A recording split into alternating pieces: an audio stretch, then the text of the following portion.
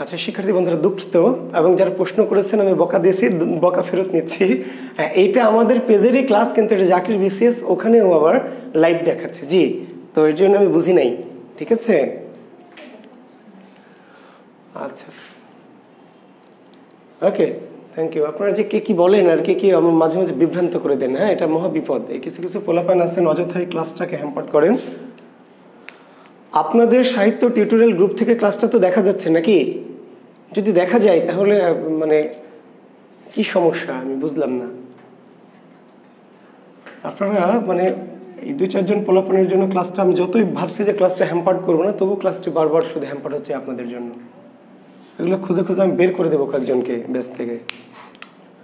আচ্ছা, তো শিক্ষার্থী বন্ধুরা আমরা ক্লাসে আসছি, তাহলে আমরা শুরু করছি। চণ্ডীমঙ্গল কাব্য, তাহলে চণ্ডীমঙ্গল কাব্য কাকে উদ্দেশ্য করে বা কাকে নিয়ে রচিত হয়েছে? চণ্ডীমঙ্গল কাব্য কাকে নিয়ে রচিত হয়েছে? চণ্ডীমঙ্গল কাব্য রচিত হয়েছে দেবী চণ্ডীকে নিয়ে। চণ্ডীমঙ্গল কাব্য রচিত হয়েছে কাকে নিয়ে? দেবী চণ্ডীকে নিয়ে। ওকে, তাহলে চণ্ডীমঙ্গল কাব্যের উদ্দেশ্য কি? দেবী চণ্ডীর পূজা প্রচার। খুব সহজ উত্তর। চণ্ডীমঙ্গল কাব্য কাকে নিয়ে রচিত হয়েছে? দেবী চণ্ডীকে নিয়ে। চণ্ডী, তাহলে চণ্ডীমঙ্গল কাব্যের উদ্দেশ্য কি? দেবী চণ্ডীর পূজা প্রচার। দেবী চণ্ডীর পূজা প্রচার। ওকে, আচ্ছা চণ্ডী কিসের দেবী? যেমন আমরা গতদিন বলেছিলাম মনসা সাপের দেবী, তাই না? মনে আছে মনসা সাপের দেবী। তাহলে চণ্ডী কিসের দেবী? তাহলে চণ্ডী হচ্ছে পশুর দেবতা। বনের যে পশু পাখি, বন জঙ্গলের যে পশু থাকে, তাহলে চণ্ডী কার দেবী? তাহলে চণ্ডী বলবেন কি? পশু, পশু দেবী। পশু দেবী, পশুর দেবতা, পশুদের দেবী।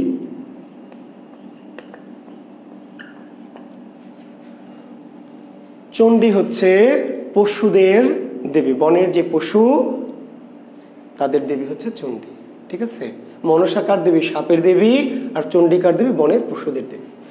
চণ্ডী দেবীর অপর নাম কি? অভয়া। চণ্ডী দেবীর অপর নাম হচ্ছে অভয়া। চণ্ডী দেবীর অপর নাম জি, তাহলে চণ্ডী মঙ্গল কাব্যের অপর নাম কি? অভয়া মঙ্গল। ঠিক আছে, জি, চণ্ডীর অপর নাম ভবানী। তাহলে চণ্ডী মঙ্গল কাব্যের অপর নাম কি? ভবানী মঙ্গল। তাহলে দেবী চণ্ডীর অপর নাম অভয়া, দেবী চণ্ডীর অপর নাম কি? ভবানী। তাহলে চণ্ডী মঙ্গল কাব্যের অপর নাম কি? অভয়া মঙ্গল। চণ্ডী মঙ্গল কাব্যের অপর নাম কি? ভবানী মঙ্গল। জি, অভয়াকে, আচ্ছা চণ্ডীর পূজা কারা করে? এই যে বনের পশু দেবতা। এবং গতদিন একটি কথা বলেছি বারবার, যে এই যে চণ্ডী দেবী, যে মনসা দেবী, এরা পৌরাণিক মানে হিন্দু পুরাণের যে মূল দেবদেবী, সেই দেবদেবী না, এরা হচ্ছে লৌকিক, মানুষের মন থেকে সৃষ্টি। লৌকিক দেবদেবী কারা? যারা মানুষের কি মন থেকে নানান ভয় ভীতির কারণে যে দেবদেবীগুলো সৃষ্টি হয়েছে। যেমন পূর্ব বাংলায় বা এই ধরনের বাংলা অনেক সাপ, তো সাপের ভয়ে মানুষ কি করলো? ভালো সাপের পূজা করতে হবে, তাহলে সাপ আর কামড় দেবে না। তাহলে সাপের দেবী মনসার সৃষ্টি হলো বনে। এবং এখন আমাদের যে সুন্দরবন, আমাদের বাংলাদেশ এবং কলকাতার বা ভারতের যে সুন্দরবন এলাকার এখন অনেক মানুষ চণ্ডী দেবীর পূজা করে, চণ্ডী দেবী চণ্ডীর পূজা করে। এমনকি কিছু মুসলমান সম্প্রদায় যারা বনাঞ্চলে থাকে, বনে যায়, যারা বাওয়ালি মোয়াল, যারা বন থেকে কাঠ কাটে মধু সংগ্রহ করে, এরা বনে যাওয়ার আগে কি করে? চণ্ডী দেবীর পূজা করে যায়। কেন চণ্ডী দেবীর পূজা করে যায়? এই যে বংশ পরম্পরা একটা বিশ্বাস কি, যদি চণ্ডী দেবীর পূজা করে বনে যাওয়া যায় তাহলে কি বনের পশু দ্বারা আক্রান্ত হবে না, বনের পশু কোনো ক্ষতি করবে না। এটা মানুষের একটা বিশ্বাস, লোকের সাধারণ মানুষের মনে একটা বিশ্বাস। চণ্ডী দেবীর পূজা করলে, পূজা করে বনে গেলে বনের পশুরা কোনো ক্ষতি করবে না, কারণ চণ্ডীর ইশারা ছাড়া বনের পশু তো আপনাকে আক্রমণ করবে না। এটা মানুষের বিশ্বাস। কাজে চণ্ডী খুশি থাকলে বনের পশু আপনাকে আক্রমণ করবে না।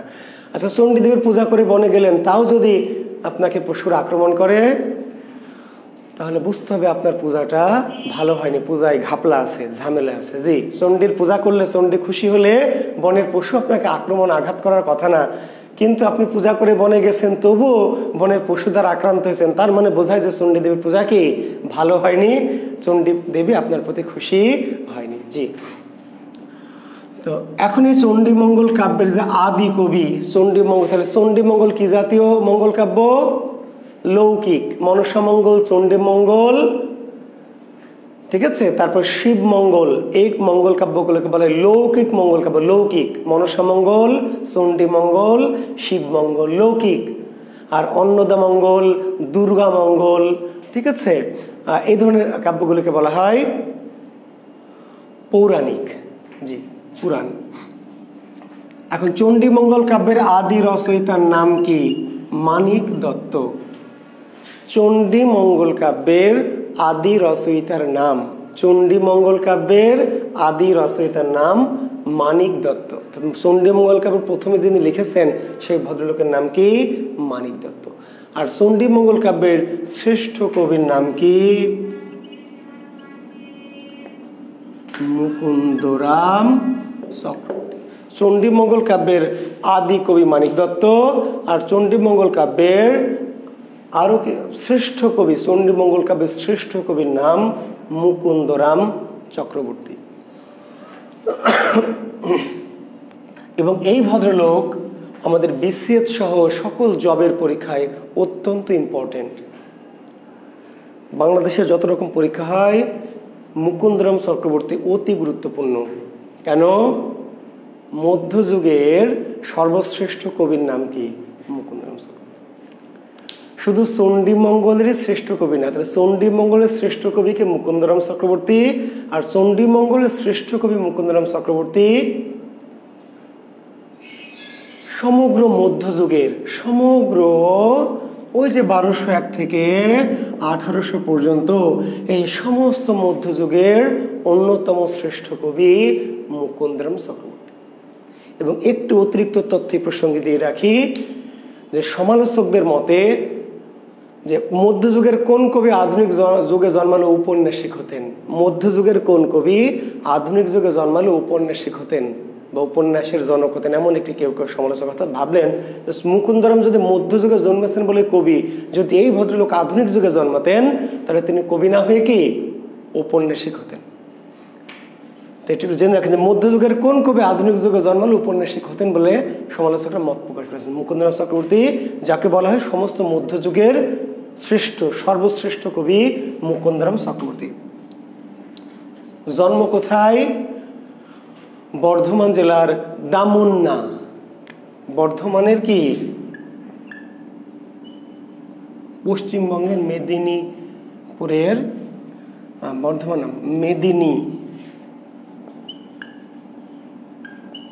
মেদিনীপুর জেলার দামুন্না, দামুন্না বা কোনো বয়সের দামিন্না, মেদিনীপুর জেলার দামুন্না। না, বেকার যুবক, ভুল শুনেছেন।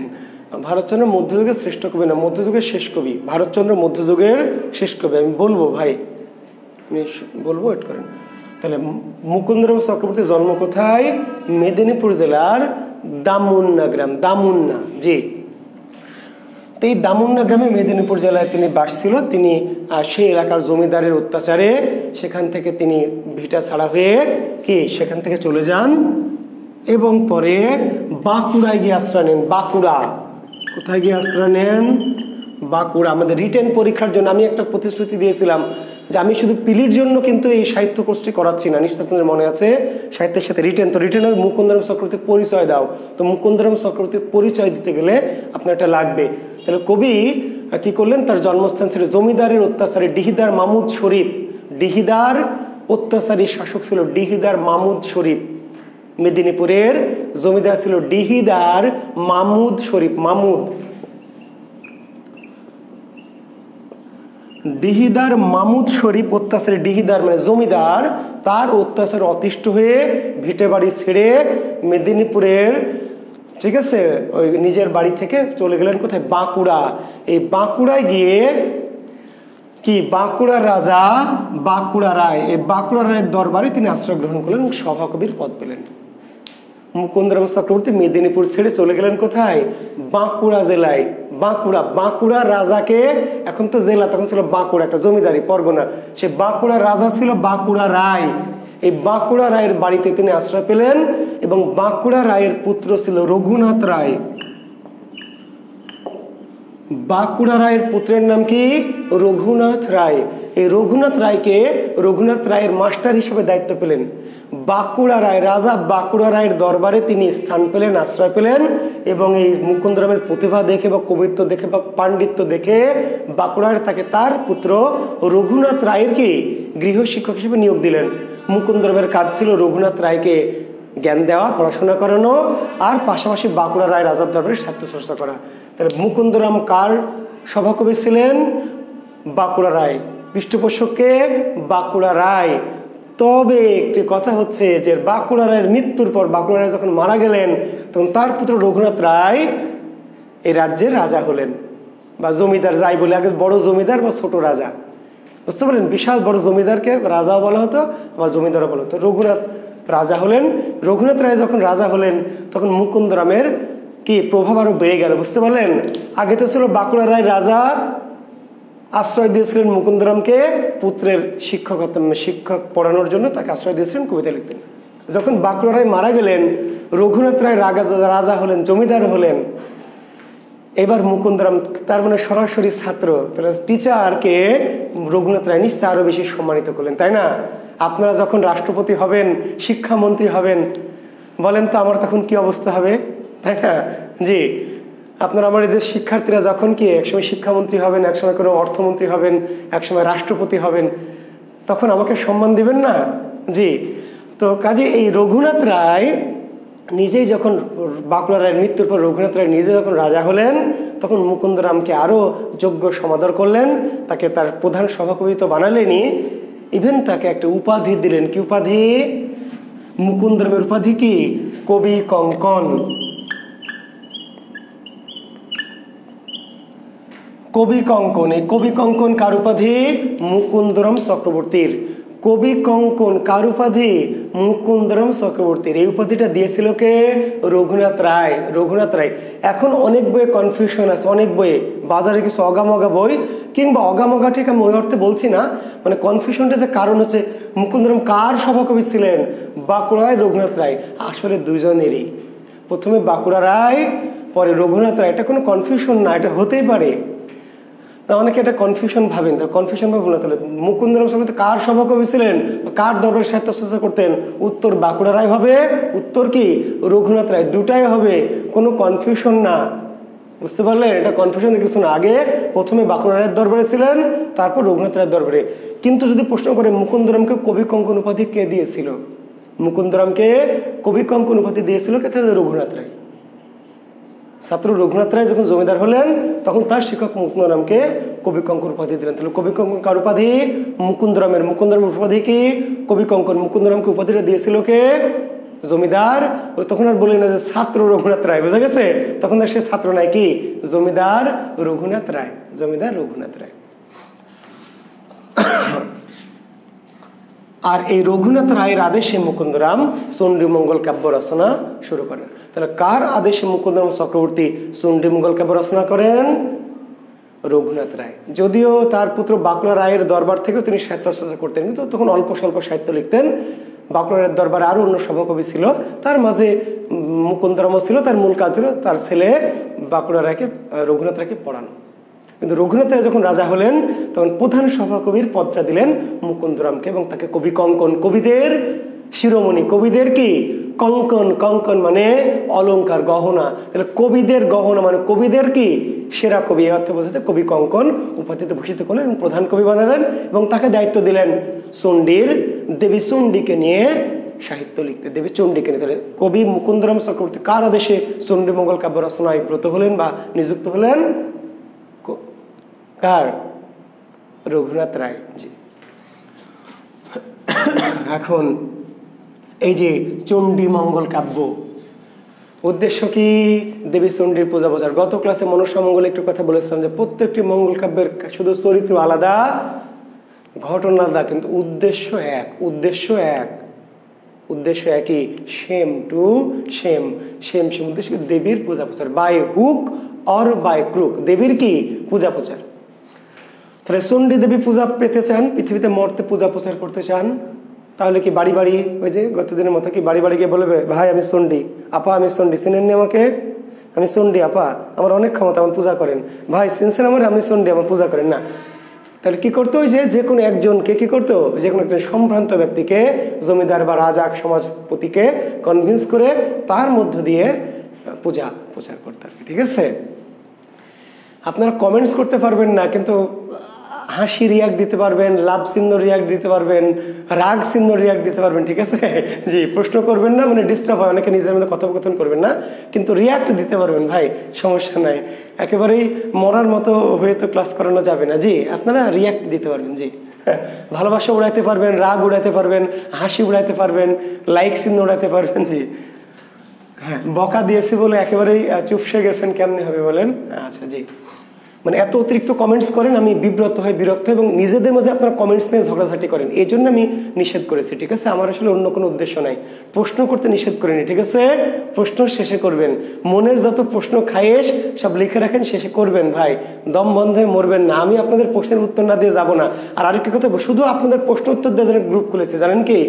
এই যে অনেক প্রশ্নের উত্তর দিতে পারি না, এই মানে ক্ষোভে বা এই মনোদুঃখে যে ছাত্রদের, এই যে আমার 1718 স্টুডেন্ট, একটা করে প্রশ্নগুলো 1700, আমি তো 1 ঘন্টা 2 ঘন্টা ক্লাসে দিতে পারবো না। শুধু আপনাদের প্রশ্ন উত্তর দেওয়ার জন্য আমি আলাদা করে আমার নিজের নামে একটা গ্রুপ খুলেছি, জুয়েল কিবরিয়া BCS গ্রুপ। আমি জীবনে কিন্তু এর আগে খুলিনি, কেন? আমি সরাসরি ছাত্র পড়িয়েছি, সরাসরি প্রশ্ন উত্তর দিয়েছি, সমস্যা নাই। একসাথে তো ভাই 1700 ছাত্র পড়াইনি, বুঝেন নাই? 30-40 জনের ব্যাচ পড়েছি, প্রশ্ন করে উত্তর দিয়েছি। 1700 ছাত্রের প্রশ্ন উত্তর তো ক্লাসে দেওয়া যাবে না। এই জন্য আমি শুধু বাধ্য হয়ে আপনাদের জন্য, আপনাদের যাতে কারো মানে আমি কাউকে বিমুখ না করি কারো প্রশ্ন, এই জন্য আমি আলাদা করে শুধু জুয়েল কিবরিয়া BCS গ্রুপটা খুলেছি, শুধু আপনাদের প্রশ্নের উত্তর দিব। তাহলে ওই গ্রুপে আমার কোনো ক্লাস না, শুধু আপনাদেরকে প্রশ্ন, কৌতূহল, জিজ্ঞাসা, কনফিউশনের উত্তর দিব। কাজে এখানে প্রশ্ন যত কম করবেন, যত প্রশ্ন থাকে, হ্যাঁ করতে পারবেন 2-4টা, আর বেশিরভাগ প্রশ্ন আপনারা আমার গ্রুপে করবেন, জুয়েল কিবরিয়া BCS গ্রুপ। ঠিক আছে, যত রকম প্রশ্ন করার, যত উদ্ভট, যত অবান্তর, যত খুশি প্রশ্ন করবেন, ইনশাল্লাহ আমি উত্তর দেবো। জি, ধন্যবাদ। আচ্ছা, তাহলে এখন দেবী চণ্ডী পৃথিবীতে পূজা পেতে চায়। এখন পূজা পাওয়ার জন্য চণ্ডী লোক একটা কৌশল নিল, সে কোনো বড় লোক, উচ্চবিত্ত, জমিদার বা রাজা বাদশার কাছে গেল না। আচ্ছা, সেই কাহিনীতে পরে যাচ্ছি, তো মূল কাহিনীতে কাহিনী আকারে বলি। ঠিক আছে, আচ্ছা, একটা জঙ্গল, একটা বন, সেই বনের নাম হচ্ছে গুজরাট বন। গুজরাট, এই রাজ্যটার নাম হলো কলিঙ্গ। এটা ভারতের একটি রাজ্যের নাম কি? কলিঙ্গ, একটা রাজ্য। ভালো করে গল্প শুনবেন, মনোযোগ দিয়ে, কাজে আসবে। সাহিত্য শুধু 500 টাকা দিয়েছে স্যার, শুধু তথ্য দিবেন, তথ্য তো ভাই বই আছে, এই এই এই এই এত সালে এত সালে এই এই, এইগুলো পড়ার জন্য আমি না, আমাকে লাগবে না। এগুলো পড়ার জন্য বাজারের অগামগা বই, ঢগা বই যথেষ্ট, যে এই এই এত কত এত এত এত ওই কি ওই, এইগুলো শেষ না। আমার কাছে সাহিত্যর একেবারেই কি, আমি বলেছি সাহিত্যকে একদম পরিপূর্ণভাবে সুন্দরভাবে শেখাতে চাই। জি, একটু সুন্দর করে শিখবেন। জি, তাহলে রাজ্যটার নাম, ভারতের একটি রাজ্য ছিল কলিঙ্গ। নিশ্চয় আপনারা জানেন যে পুরাতন ভারতে, প্রাচীন ভারতের রাজ্যের নাম ছিল কি? কলিঙ্গ। এই কলিঙ্গ রাজ্যের একটি বনের নাম গুজরাট বন। যেমন আমাদের বাংলাদেশের একটি রাজ্য, একটি বনের নাম কি? সুন্দরবন, তাই না? ভারত একটি রাষ্ট্র, যার একটি বনের নাম কি? সুন্দরবন। আচ্ছা, ঠিক তেমনি কলিঙ্গ রাজ্যের একটি বন গুজরাট। এই গুজরাট বনের পাশে একটা, আচ্ছা, গুজরাট বনের কি পাশে ছিল একজন শিকারী, শিকারী ব্যাধ। ব্যাধ, এই ব্যাধের নাম হলো কালকেতু। ব্যাধ কালকেতু। গুজরাট বনের পাশে একজন ব্যক্তি থাকতো, একজন গরিব শিকারী, ব্যাধ। ব্যাধ কাহিনীতে বলেছে ব্যাধ, ব্যাধ মানে হচ্ছে শিকারী, তার নাম কি? কালকেতু। তার স্ত্রীর নাম কি? ফুল্লরা। এই কালকেতু আমাদের এই চণ্ডী মঙ্গলের নায়ক, হিরো। তো হিরো মানে বুঝতে পারছেন, হিরো ছোটবেলা থেকে হিরোর প্রচন্ড ক্ষমতা, প্রচন্ড শক্তি, বাহুবলী টাইপের আর কি, একটু পরে টের পাবেন। জি, তো সেই কালকেতু ব্যাধ কি করে? সেই গুজরাট বনের পশু পাখি শিকার করে, পশু পাখি শিকার করে। এবং এই নিয়ে তার ফুল্লরার সাথে তার সংসার চলে। কিন্তু কালকেতু এমনই দুর্ধর্ষ শিকারী, এমনই ক্ষিপ্রগতি শিকারী যে দৌড়ায়ে কি করে, তীর ধনুকদের দৌড়ায়ে ওর কোনো শিকার ধরে, দৌড়ায়ে খরগোশ ধরে, দৌড়ায়ে হরিণ ধরে।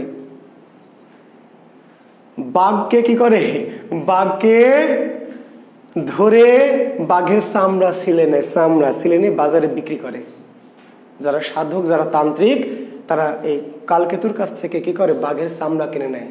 সাধনা দেখবেন, সাধনা করে কি সে বাঘের চামড়ায় বসে।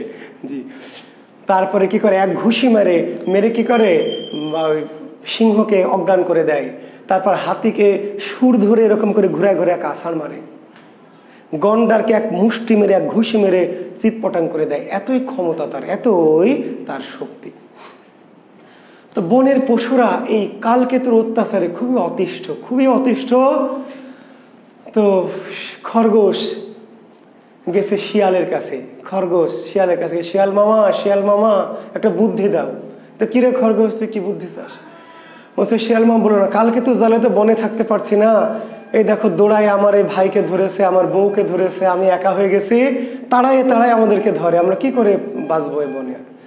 শিয়াল বলছে, তুই আমার কথা আর বলিস না রে ভাই, তোর তো ধরে দেখ আমার লেজই নাই, কালকেতু আমার ধরে লেজ কেটে নিয়েছে। কেন লেজ কেটে নিয়েছে? কেন এই লেজ দিয়ে কালকেতুর বউ ঝাড়ু দেয়, ঘর ঝাড়ু দেয়, বাজারে ঝাড়ু হিসাবে শিয়ালের লেজ কি বিক্রি করে। তো বলছে তাহলে কি করা যাবে? খরগোশ শিয়াল তোমার কাছে আসলাম, আচ্ছা চল আমরা ইয়ের কাছে যাই, আমাদের ওই মোষ গন্ডারের কাছে যায়। গন্ডার তো শক্তি, গন্ডারের কাছে গেছে। গন্ডার ভাইকে ডাকছে, গন্ডার ভাই কিরে তোরা কি? বলছে আর বলো না, তুমি একটু জনকে সাহায্য করতে হবে, মানে ওকে ভাড়া করতে এসছে মাস্তান হিসাবে। কাকে? বলছে কালকেতুকে। বলো না, কালকেতু জালে বনে থাকা যাচ্ছে না। বলছে আর বলিস না, সাহায্য করবো কি? দেখ আমার শিং উপায় নিয়েছে। আপনারা জানেন গন্ডারের সামনে একটা শিং থাকে যেটা খুবই দামি, ওষুধ তৈরি হয় সেটা দিয়ে। আপনারা জানেন কিনা, সাধারণ জ্ঞান জানেন কিনা, বাংলা জানেন, গন্ডারের সামনের শিংটা অনেক দামি ঔষধি আর কি। বলছে দেখ আমার এই যে ঘুষি মেরে আমার এই উপড়ায় নিয়েছে শিং, আমি কি করে? বলছে তাহলে চলো কি করে, বাঘের কাছে যাই, বাঘকে দিয়ে সাহায্য করো। বাঘের কাছে গেছে, বাঘ বাইরে আসো। বাঘ আর বাইরে বের হয় না, ঘর থেকে বলছে কি বলবি বল। বলছে আর বলো না, এই যে দেখো আমাদের কি হাল করেছে বেটা কালকেতু। বলছে তোদের কি হাল করেছে? আমাকে দেখো। বের হয়ে দেখে যে বাঘের গায়ে কোনো চামড়া নেই, গোটা চামড়া কি করেছে, খুলে নিয়েছে। বলছে কে হাল করলো? স্যার বলিস না, এই কালকেতু আমাকে ধরে আমার গায়ে চামড়া খুলে নিয়েছে। বলছে চলো তাহলে আমরা আমাদের রাজার কাছে যাই। রাজা, বনের রাজাকে, সিংহের কাছে যাই। এইবার সিংহের কাছে গেল, সিংহকে ডাকছে, সিংহ মামা, সিংহ রাজা, যে যার মতো সম্বোধন করে ডাকছে। বাঘ ডাকছে সিংহ ভাই। সিংহ আর বের হয় না, ভিতর থেকে বলছে আয় কে, কি চাস? বলছে একটু বাইরে আসুন। বলছে না, বাইরে আসা যাবে না। কেন? বলছে না, কি বলি বাইরে থেকে বল। তো বলছে কালকেতুর অত্যাচারে তো আমরা বাঁচি না, দেখেন কি অবস্থা, কি করেছে আমাদের হাল। এবার সিংহ বাইরে মুখ বাড়িয়েছে, বলছে দেখ আমার কি অবস্থা। সিংহের ওই দাড়ি সব ছিঁড়ে নিয়েছে, সিংহের যে কেশর, সিংহ মামার বড় বড় কেশর ছিঁড়ে নিয়েছে। কেন? এই কেশর ছিঁড়ে বিক্রি করে বাজারে। কি করে? এগুলো দিয়ে যারা বন্দর বাজার শহরে যারা বাড়ি বানায়, এগুলো দিয়ে চুনকাম করে। সিংহের দাড়ি ছিঁড়ে পাটের মতো বেঁধে কি করে নগরে বিক্রি হয়, দেওয়ালে চুনকাম করে। সিংহের এদিক দিয়ে রক্ত বেরোচ্ছে, রক্ত ঝরছে। তাহলে বনের রাজার যদি অবস্থা হয়, পশুরা বিপদে পড়ে গেল, তাহলে কি করে বাঁচবো? কালকেতুর থেকে বাঁচার উপায় কি? বাঁচাবে কে? বাঁচানিওয়ালা কে? উপরওয়ালা। নিচওয়ালা যখন বাঁচায় না, ডাক্তার যখন বাঁচাতে পারে না, কবিরাজ যখন বাঁচাতে পারে না, তখন কে বাঁচাবে? কে? বাঁচানোর মালিক কে? যখন আমরা আগে ডাক্তারের কাছে যাই, কবিরাজের কাছে যাই, পানি পড়া ঝাড়ফুঁকে যখন কোনো কিছুতে হয় না, কোনো কিছুতে রোগ সারে না, শেষ পর্যন্ত কি বলে দেয় যে ভাই বাড়ি যান, আল্লাহ বিল্লাহ করেন, ভালো মন্দ খান, আত্মীয় যখন দেখা করেন, আল্লাহ করেন, আল্লাহ বাঁচাবে। তাহলে শেষ পর্যন্ত বাঁচানোর মালিককে, সৃষ্টিকর্তা। এবার বলে তারা আমাদের দেবীকে চণ্ডী, চলো চণ্ডীর কাছে যায়। সবাই বনের পশুরা মিলে চণ্ডীর কাছে গেল। চণ্ডীর কাছে গিয়ে মিনতি করলো, দেবী চণ্ডী, এই যে দেখো তোমার বনে, তোমার অধীন আমরা আছি, আমরা আর বাঁচি না। এই বেটা কালকে তো আমাদেরকে এই অবস্থা করেছে, তুমি আমাদেরকে বাঁচাও। চণ্ডী সব শুনে বললো ঠিক আছে, আমি দেখছি। বড় নেতারা যেমন বলে না, আচ্ছা দেখছি ব্যাপারটা, থাম তোরা। বলছে আগামী 2 দিন তোরা বনে ঢুকবি না, তোরা এই পাহাড়ের গুহায়, পাশে যে বড় পাহাড়, এই পাহাড়ের গুহায় সবাই মিলে লুকিয়ে থাক, তারপর আমি ব্যবস্থা নিচ্ছি। দেবীর কথা মতো বনের সব পশু পাহাড়ের গুহায় লুকিয়ে গেল। পরদিন কালকেতু সকালে আবার শিকারে বেরিয়েছে। বনে ঢোকার পথে দেখে একটা স্বর্ণ গধিকা। কালকেতু বনে ঢুকতে গিয়ে প্রথমে কি দেখতে পেয়েছিল? স্বর্ণ গধিকা। ওই যে অনেক সময় শব্দার্থ আসে, শব্দের অর্থ কি, তখন কিন্তু এরকম করে থাকবে না, অগামগা জগা বইয়ে পাওয়া যাবে না, বুঝতে পারলেন? শব্দার্থ দেখবেন অ্যাকচুয়ালি বিশেষ একটা এসেছিল শব্দার্থ, কেউই পারেনি, অনেকেই পারেনি। কেন? তো স্বর্ণ গধিকা, গুইসাপ। স্বর্ণ গধিকা শব্দের অর্থ কি? গুইসাপ। চেনেন? গুইসাপ চেনেন? চেনার কথা। আর যদি একেবারে আপনি ভদ্রলোকের বাচ্চা হন, খুবই অভার বড় লোকের বাচ্চা, তাহলে চিনবেন না। আমাদের মতো সাধারণ মানুষ হলে, গ্রামের মানুষ চিনবেন। গুইসাপ, সোনালী কালারের। স্বর্ণ কেন? গধিকা মানে স্বর্ণ গধিকা কেন? গুইসাপের কালার কি একটু গোল্ডেন, দেখবেন গোল্ডেন কালার। জি, স্বর্ণ গধিকা দেখলো কালকেতু শিকারে যাবার সময়। তো গুইসাপ অমঙ্গলের প্রতীক। আমরা কিন্তু মধ্যযুগের একটা সাহিত্য পড়াবো আপনাদের, ডাক, খনার বচন, বুঝতে পারলেন? এগুলো কি মানুষ আগের যুগে কিছু জিনিস দেখলে বিশ্বাস করতে, মঙ্গল হয় অমঙ্গল হয়। গুইসাপ দেখে বের হলো অমঙ্গল। শূন্য কলসি দেখে বের হলো অমঙ্গল, শূন্য কলসি। তারপরে শুকনায় নাও, শুকনা জায়গায় নৌকা, এগুলো দেখলো অমঙ্গল। কাকা করছে, তাহলে অমঙ্গল। হ্যাঁ, আবার ভরা কলসি, ভরা ঘট, পূর্ণ কলস, মঙ্গল। পূর্ণ ঘট। গাভী, গর্ভবতী গাভী, খুবই মঙ্গল। গর্ভবতী গাভী থেকে বের হবেন। এই জন্য আগে যখন গরু পুষত, সম্ভ্রান্ত ঐতিহ্যবাহী বাড়ি মানে কি, যে বাড়িতে গরু নাই বোঝা যাবে সেই বাড়ি ঐতিহ্য সম্ভ্রান্ত না। গরু রাখতো, গর্ভবতী গাভী থাকবে, যেটা দেখে বের হলে কি কল্যাণ, মঙ্গল। এগুলোকে আমরা বলি ডাক। আমরা পড়াবো লোকবিশ্বাস, লোক সংস্কার, বুঝতে পারলেন? এগুলো আমরা মধ্যযুগের শেষে গিয়ে পড়াবো। তো গুইসাপ দেখে কালকে তো খুব মেজাজ খারাপ হলো, যে একে দেখে আজকে এই গুইসাপের সাথে দেখা হলো, আজকের দিনটা মনে হয় খারাপই আছে। তো যাই হোক, তবু কি বের হলো আর কি।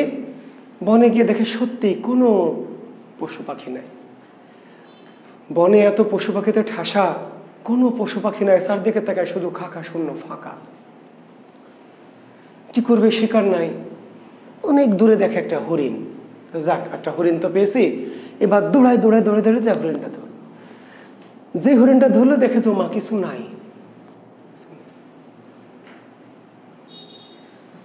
আবার দেখে ওইখানে গুইসাপ, আবার দৌড়। হরিণ যে ধরলো আবার নাই। মায়া হরিণ, আসলে ওই দেবী চণ্ডী গুইসাপের রূপ ধরে ওখানে শুয়েছিল।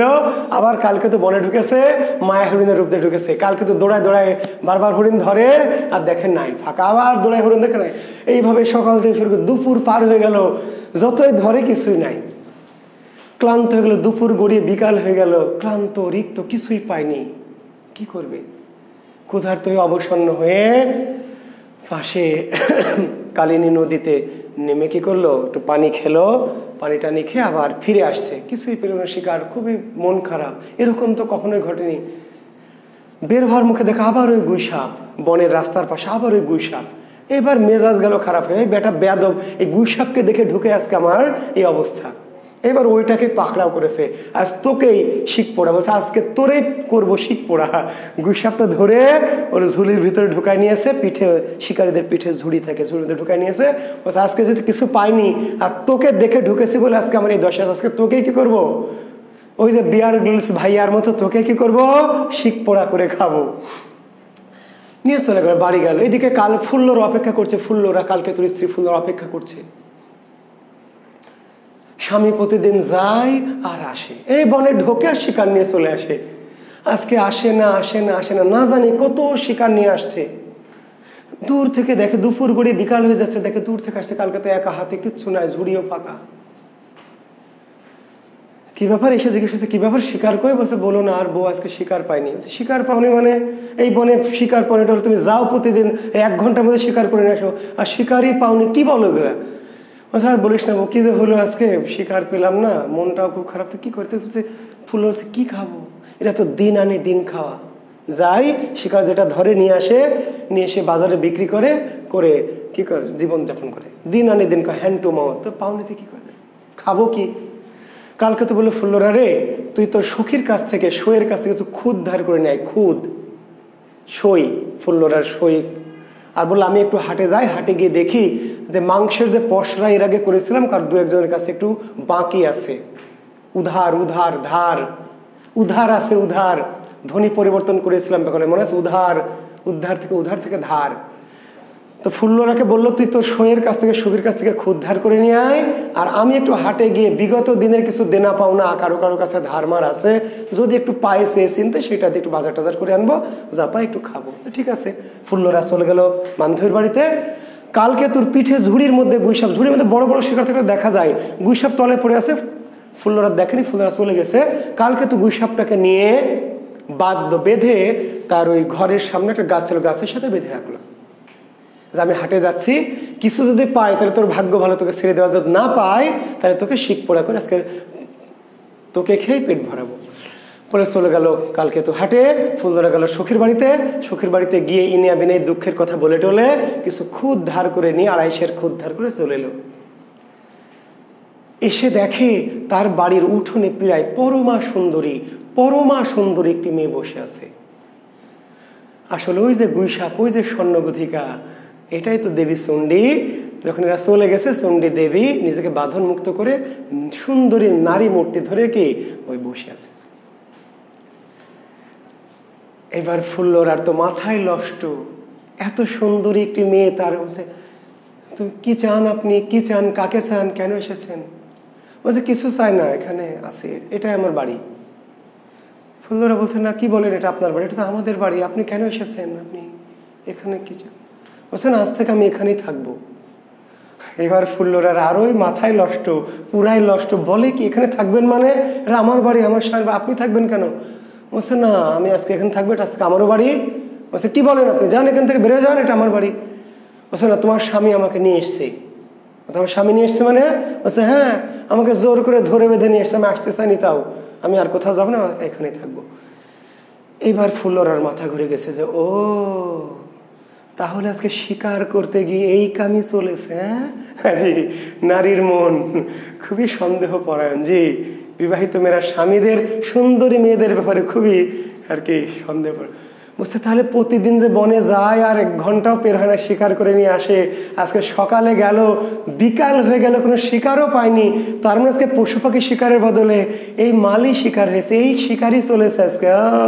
তাহলে এইবার বুঝেছে, এইবার ফুল্লরা অগ্নিমূর্তি ধারণ করে ক্রোধে কাঁপতে কাঁপতে চলে গেল কি হাটে, গোলাহাট। কোথায়? গোলাহাট। কোথায় হাট করতো? কালকে তো গোলাহাটে। এবার চলে গেল গোলাহাটে। এইবার গিয়ে কালকে তো দেখে যে কি ফুল্লরা, হাটে তো ফুল্লরা যায় না, কি ব্যাপার, কি হলো? ফুল্লরা চোখ মুখ লাল। কালকে তো বলছে শাশুড়ি ননদি নাহি তোর সতা, কার সনে দ্বন্দ্ব করি চক্ষু কইলি রাতা।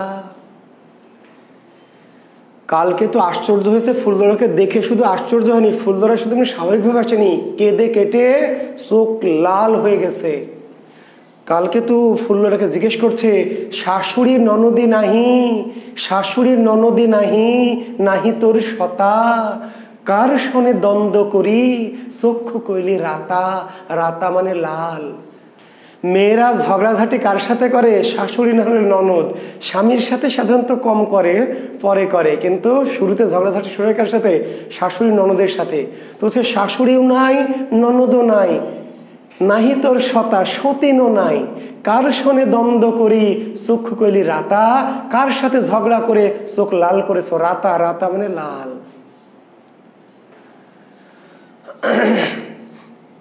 ফুল্লরা বলছে ও বোঝো না, নেকা শাস্তেছ আমার কাছে, আমি তোমাকে সরল বিশ্বাসে এভাবে ভালোবেসে ছেড়ে দিই বনে জঙ্গলে, আর তোমার এই না। বলছে পিপিড়ার পাখা উঠে মরিবার তরে, কাহার ষোড়শী কন্যা আনিয়াছো ঘরে। কি বলছে ফুল্লরা? লিখে নেন। ফুল্লরা বলছে পিপিড়ার পাখা উঠে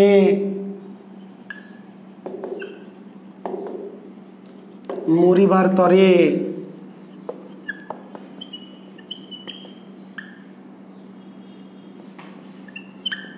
কাহার ষোড়শী কন্যা আনিয়াছ ঘরে।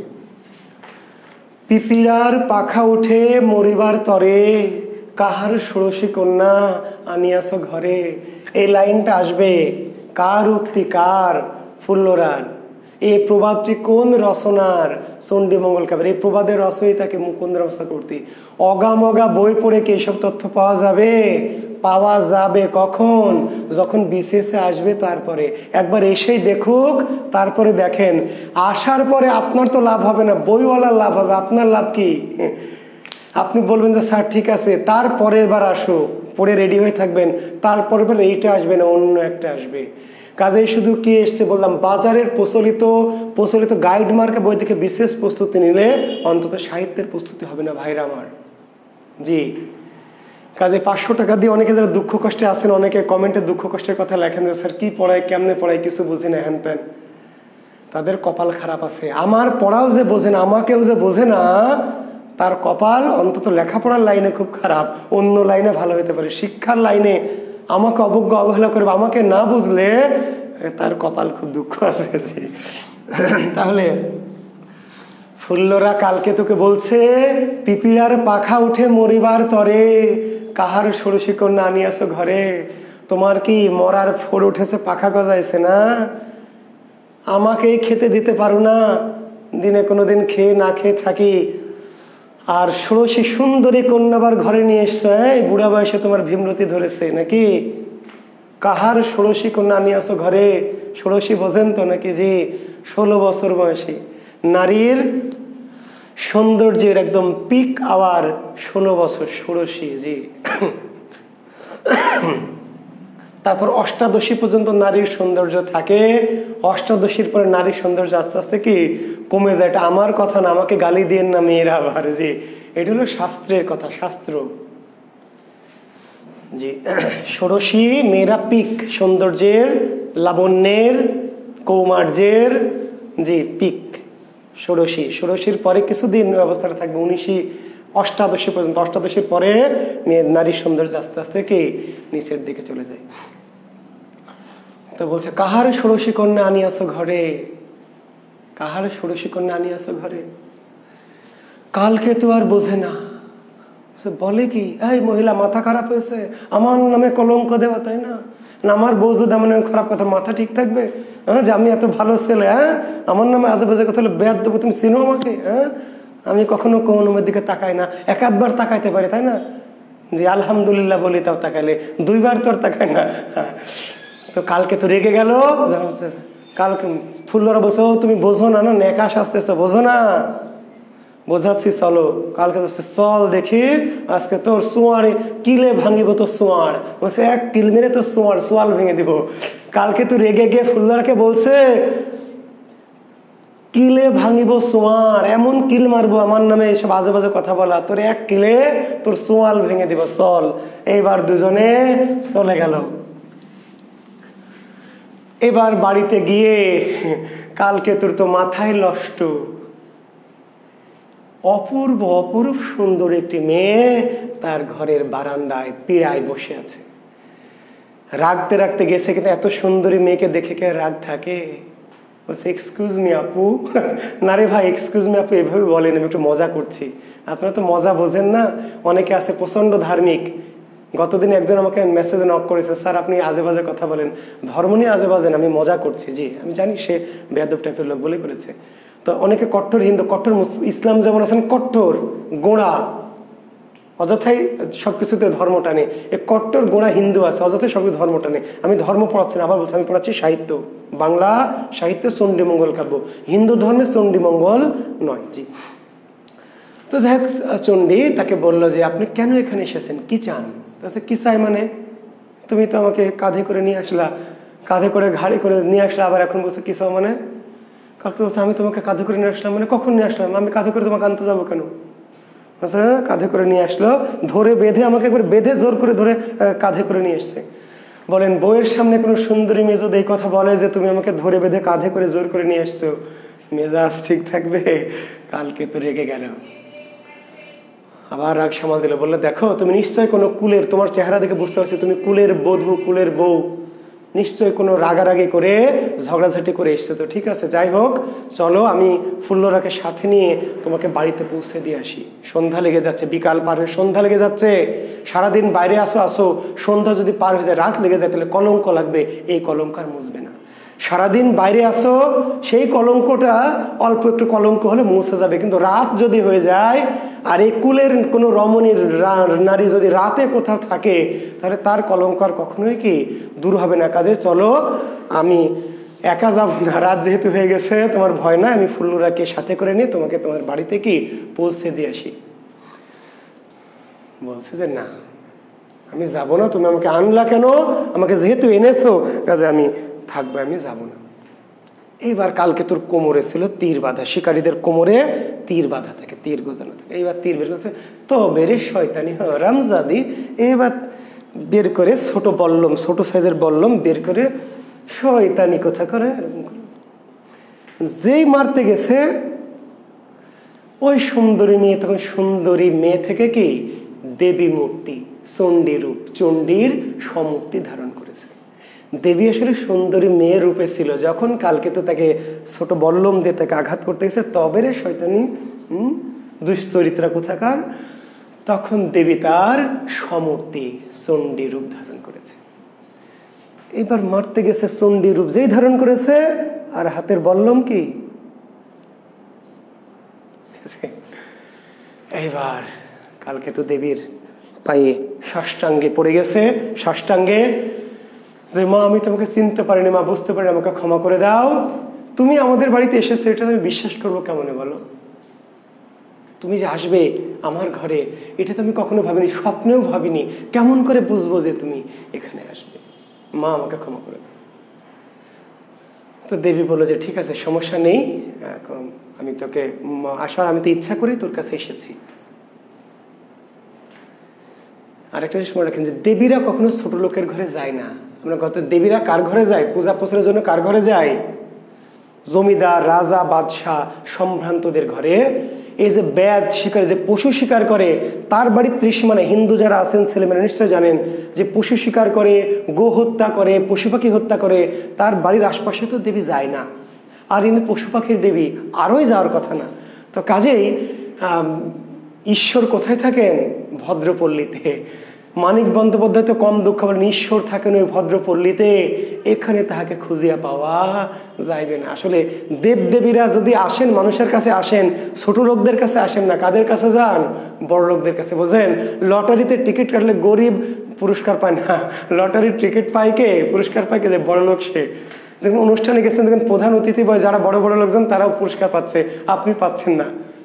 সব ঈশ্বরের লীলা, ঈশ্বর থাকেন কি ভদ্রপল্লীতে। যাই হোক, কালকে তো বললো যে মা তুমি যে আমার এই চণ্ডালের ঘরে আসবা, বেদের ঘরে আসবা, এটা তো আমি কখনো কল্পনায় ভাবিনি, আমি কেমন করে বুঝবো। আমি তো বললো যে না, আমি তো আসলে ইচ্ছা করে এসছি। কেন মা?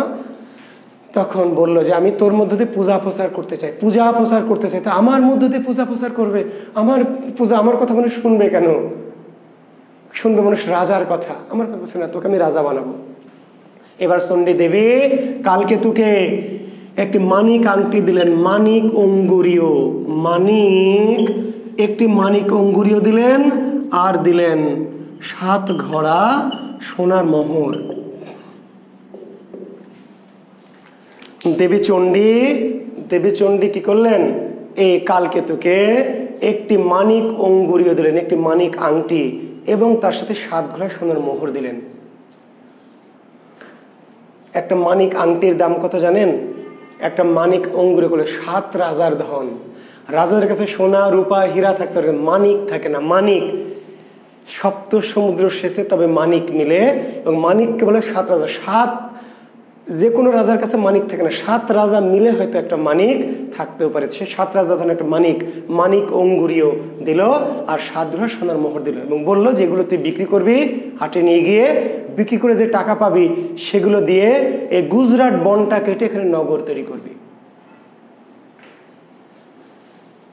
এখন কেউ প্রশ্ন করবেন, আমারও এই প্রশ্নটা হয়েছিল আমি যখন পড়তাম, দেবীর কাছে বনের পশু পাখিরা গেল, যাতে কালকেতুর অত্যাচার থেকে রেহাই পাওয়া যায়, বনে যাতে তারা জীবনযাপন করতে পারে স্বাভাবিকভাবে। এবার দেবী কালকেতুকে কি বলল, যে তুই গুজরাট বনটা কেটে সাফ করে এখানে কি নগর তৈরি করবি। দেবী পশু পাখিকে, যেই পশু পাখিরা দেবীকে বাঁচানোর জন্য গেল, দেবী বন সাফ করে সেখানে নগর বানাতে বলল। এখন অনেকে বলবেন স্যার এটা আবার কেমন দেবী? আবার বলছি, লৌকিক দেবদেবী, লৌকিক দেবীর উদ্দেশ্য, মঙ্গল কাব্যের উদ্দেশ্য পূজা প্রচার। পশু পাখিকে বাঁচানোর জন্যই কাব্য না, কাব্য কি by hook or by crook দেবী চণ্ডীর পূজা প্রচার কাজে কবি যেভাবে খুশি কবি নিজের মতো করে কি পূজা প্রচারটা কাহিনী তৈরি করেছেন। কাজে এখানে বিশ্বাস অবিশ্বাস সত্য মিথ্যা এগুলো দ্বিধাদ্বন্দ্বে যাবেন না দয়া করে, এবং এরকম অবাতুল প্রশ্নে যাবেন না। কাহিনী কবি যা বলেছে তাই কেন বলল, কেন স্যার এরকম হলো, সাহিত্যের এরকম কোনো সত্য নাই। সাহিত্যের সত্য কোনো ইউনিভার্সাল ট্রুথ নয়, এটা ঐশ্বরিক সত্য নয়। সাহিত্যের সত্য হচ্ছে লিটারারি ট্রুথ। জি, যাক দেবী চণ্ডীর কথা মতো দেবী, তারপর দেবী দিয়ে দেবী অন্তর্হিত হলো। দেবী চণ্ডী কালকে তো সে মানিক আংটি নিয়ে হাটে গেল, মানিক আংটি নিয়ে হাটে গেল। হাটে তো গেল না, প্রথমে গেল একজন ব্যবসায়ী বেনে, তার নাম ছিল মুরারিশীল। চরিত্র লাগবে, চরিত্র। তাহলে ওই যে মগা বই দেখে, প্রচলিত বই দেখে পড়বেন যে চণ্ডী মঙ্গলের চরিত্র, হ্যাঁ কালকে তো ফুলরা মরশীল, কালকে তো ফুলরা মরশীল, কালকে তো ফুলরা মরশীল, চণ্ডী ভরদত্ত ভরদত্ত, এইভাবে চরিত্র মনে রাখলে ভালো হবে? ভালো হবে না ভাই, মাথায় এলোমেলো হয়ে যাবে, গুলিয়ে যাবে, একটা মিশে যাবে। কাহিনীর মধ্যে চরিত্র মনে রাখবেন। তাহলে এই যে মানিক আংটি নিয়ে কালকেতু কার কাছে গেল? ব্যবসায়ী। তাহলে মুরারিশীল কে ছিলেন? ব্যবসায়ী বেনে, বান্না, বান্না বলা আছে কাহিনীতে, বলেছে বান্না, বান্না। ওমর বানিয়া বন্ধুরে, সালমার গান শুনেছেন না? ওমর বানিয়া বন্ধুরে, এই বানিয়া মানে যারা সোনা রূপা দিয়ে জিনিস বানায়, বানিয়া বন্ধু, বান্না। তো বান্না শব্দের আবিধানিক অর্থ হচ্ছে ব্যবসায়ী, ব্যবসায়ী। তো মুরারিশীল কোন কাব্যের চরিত্র? চণ্ডী মঙ্গল। কি ধরনের চরিত্র? ব্যবসায়ী, বণিক। মুরারিশীলের কাছে গেল, গিয়ে যে আংটিটা বিক্রি করব, আংটিটা দেখে তো মুরারিশীলের মাথায় নষ্ট। মানিক আংটি, ব্যবসায়ী চেনে, মাল তো চেনে, বুঝে, বুঝতে পারে, মানিক আংটি দেখে বুঝতে পেরেছে এত দামি আংটি। কালকে তোকে বলছে সোনা রূপা নহে বাপা, এ ব্যাঙা পিতলা, ঘুষিয়া মাজিয়া বাপু হে করেছে উজ্জ্বলা। বুঝতে পেরেছে মানিক আংটি, কিন্তু কি ওই যে ব্যবসায়ী, যে ব্যবসায়ীদের ধর্ম কি ঠকানো, ফাঁকি দেওয়া। আমাদের ইসলামে ব্যবসাকে সবচেয়ে মানে দামি পেশা বলা হয়েছে। সবচেয়ে দামি পেশা ব্যবসা, যদি হালাল ব্যবসা হয়। জানেন কি, ব্যবসা হচ্ছে সবচেয়ে গুরুত্বপূর্ণ পেশা ইসলামে। কেন? যদি সেটি হালাল হয়। কারণ ব্যবসায় সাধারণত ঠক হয়, জোচ্চোর হয়, প্রতারক হয়। ব্যবসায় এরকম হয়, নিজের বাপকেও ঠকায়।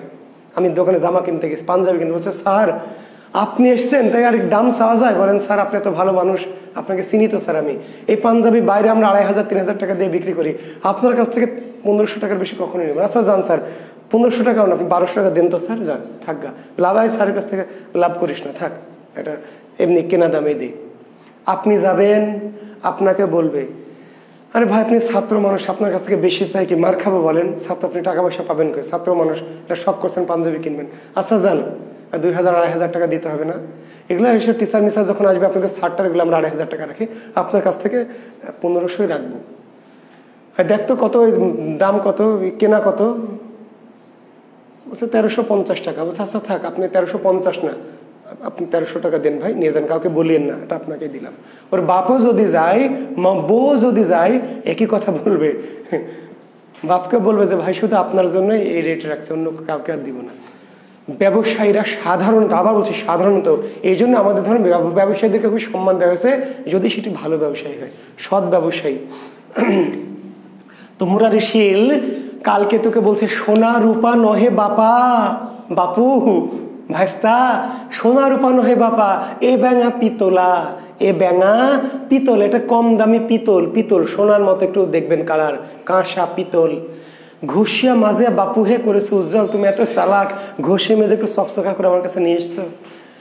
আচ্ছা যাক, নিয়ে যখন এসছো, তুমি ভাস্তা মানুষ তাই না, নিয়ে এসছো সোনা রূপা না, এলো পিতল। তো এসছো যখন, গরিব মানুষ, তুমি এসছো আমার কাছে, আচ্ছা তুমি ইয়ে করো, ওই 250 খুদ নাও, 250 খুদ। কালকে তো বলছে না না এটা তো হবে না, কালকে তো মনে মনে ভাবছে এটা দেবী দিল, দেবী কি ফাঁকি মারলো নাকি, না এটা তো হওয়ার কথা না। বলছে না থাক তাহলে আমি বিক্রি করব না। কালকে ফুল মুরারি শিল তো দেখলো যে, বলছে আচ্ছা ভাস্তা তুমি আচ্ছা 250 না, আচ্ছা 400 দিলাম না, দাও। বলছে না আমি পাশে একটু দেখি অন্যরা কি দাম বলে তারপর দিব। এবার মুরারি শিল দেখলে তো কাহিনী খারাপ। বলছে ধর্মকেতু ভায়া শনে কইলু লেনা দেনা, তা হইতে বাপা তুমি হইয়াছো শিয়ানা। ধর্মকেতু ভায়া শনে কইলু লেনা দেনা। ধর্মকেতু ভায়া, ধর্মকেতুকে, কালকেতুর পিতার নাম, কালকেতুর পিতার নাম ধর্মকেতু। মনে রাখেন, আমাদের চণ্ডী মঙ্গল কাব্যের নায়ক কালকেতু, কালকেতুর পিতার নাম কি? ধর্মকেতু। মুরারি শিল বলছে ধর্মকেতু ভায়া শনে কইলু লেনা দেনা, তা হইতে বাপা তুমি হইয়াছো শিয়ানা। তোমার বাপ ধর্মকেতুর সাথে আমি লেনদেন করেছি, কোনোদিন দুই কথা হয়নি, আমি যা বলেছি তাই বিশ্বাস করেছে। আর তার ছেলে হয়ে তুমি এত বেয়াদব হয়েছো, তুমি খুব শিক্ষিত হয়ে গেছো নাকি? বলে না ভাই, কথা ঠিক না বে ঠিক? চিল্লাই কন ঠিক না বে ঠিক? আওয়াজ পকেটে রাখেন না, চিল্লাই কন ঠিক না বে ঠিক? তোমার বাপের সাথে আমি ব্যবসা করেছি, কোনোদিন দুই কথা হয়নি, লেনদেন করেছি, কোনোদিন দুই কথা হয়নি, আমাকে সম্মান করেছে, আমি যা বলে। তুমি খুব একবার শিক্ষিত, খুব একবার ইয়ে হয়েছো নাকি? ওই 12 ক্লাস পড়ে বিশ্ববিদ্যালয়ে পড়ো বলে খুব নিজেকে মনে করছো নাকি? হ্যাঁ, বেয়াদব হয়েছো তুমি। তোমার বাপ আমার মুখে কোনোদিন কথা বলেনি। বলছে মুরারি শিল ধর্মকেতু ভাষণে কইলু লেনা দেনা, তা হইতে বাপা তুমি হয়েছো শিয়ানা। তুমি আবার তার চেয়ে আবার শিয়ানা হয়েছো বেশি নাকি? কালকে তো বলছেন না আমাকে যাই বলেন আমি এটা দেখব, পাশের বাড়িতে গিয়ে একটু দেখি, পাশের অন্য কারো কাছে গিয়ে একটু দেখি, যদি বলে কি বলে। এর মধ্যে মুরারি শিলকে দেবী, ওই যে চণ্ডী দেবী স্বপ্নে দেখলো, দৈব আদেশ দিল, দৈব আদেশ। দেবী চণ্ডী মুরারি শিলকে স্বপ্নে দৈব আদেশ দেখালো, দৈববাণী তাকে দেখালো যে কালকে তো আমার ভক্ত, ওকে ফাঁকি দেবে না, উচিত মূল্যে আংটি, মানিক আংটি কিনে নাও। দেবী চণ্ডী এসে মুরারি শিলকে স্বপ্ন দৈববাণী এসে বলে গেল যে তুমি উচিত মূল্যে, কালকে তো আমার ভক্ত, তার কাছে উচিত মূল্যে। এইবার মুরারি শিল কালকে দেখে বলছে যে বাপা তোমার সাথে আমি এতক্ষণ মজা করছিলাম, রঙ্গ করছিলাম, রঙ্গ। আসলে আমি একটু মজা করছিলাম, তুমি ভাস্তা হও, চাচা ভাস্তা, একটু আসলে তোমার সাথে একটু মজা করছিলাম। আসলে ওটার দাম 7 কোটি টঙ্কা। মানিক আংটির দাম কত? 7 কোটি টঙ্কা। এই টঙ্কা থেকে ধনী পরিবর্তন হয়েছে কি টাকা। বুঝলেন? এই যে টাকা বলি, টাকা, এই প্রাচীনকালে টাকার নাম ছিল টঙ্কা। টঙ্কা, এই টঙ্কা থেকে ধনী পড়ে, টঙ্কা থেকে টাকা, তারপরে টাকা। এখন একটু তো টাকা, টাকা 10 টাকা দাও, 5 টাকা দাও, টাকা দাও, টাকা। ছোট বাচ্চারা বলেন টাকা টাকা, তুতলা, টাকা দাও, টাকা। আসলে এই টাকারই আদি রূপ বাংলা ছিল কি টঙ্কা। টঙ্কা, এই টঙ্কা থেকে টাকা, তারপরে কি টাকা। তাহলে মানিক আংটির দাম কত? 7 কোটি টঙ্কা। এবং আজকের দিনে 2021 সালের 7 কোটি না, ওই 1500-1600 সালের 7 কোটি। মানে আজকের দিনের অন্তত কি, যেই যুগে 3 টাকা একটা আস্ত গরু পাওয়া যেত, 1 টাকায় 8 মণ চাল পাওয়া যেত, বুঝতে পারলেন, 8 সের ঘি পাওয়া যেত, সেই যুগের 7 কোটি টঙ্কা। মানে আজকের দিনের কয়েকটি পদ্মা সেতু তৈরি করা যাবে। যাই হোক, 7 কোটি টঙ্কা দিয়ে এত টাকা নিবে কি করে? এত টাকা কি করে নিবে? এবার বাড়ি গেল, গিয়ে 12-13টা মহিষের গাড়ি নিয়ে আসলো। এই মহিষের গাড়িতে করে এই 7 কোটি টঙ্কা নিয়ে চলে গেল হাটে, শহরের বাজারে গেল, গিয়ে জিনিসপত্র কিনে নিয়ে এলো। নিয়ে এসে ওই গুজরাট বন কেটে কাঠুরিয়া লাগাই দেওয়া হলো, করাতি তারা বন কাঠ কেটে বিশাল নগর তৈরি হলো, গুজরাট নগর তৈরি হলো। কি গুজরাট নগর, গুজরাট বন কেটে তৈরি হলো গুজরাট নগর।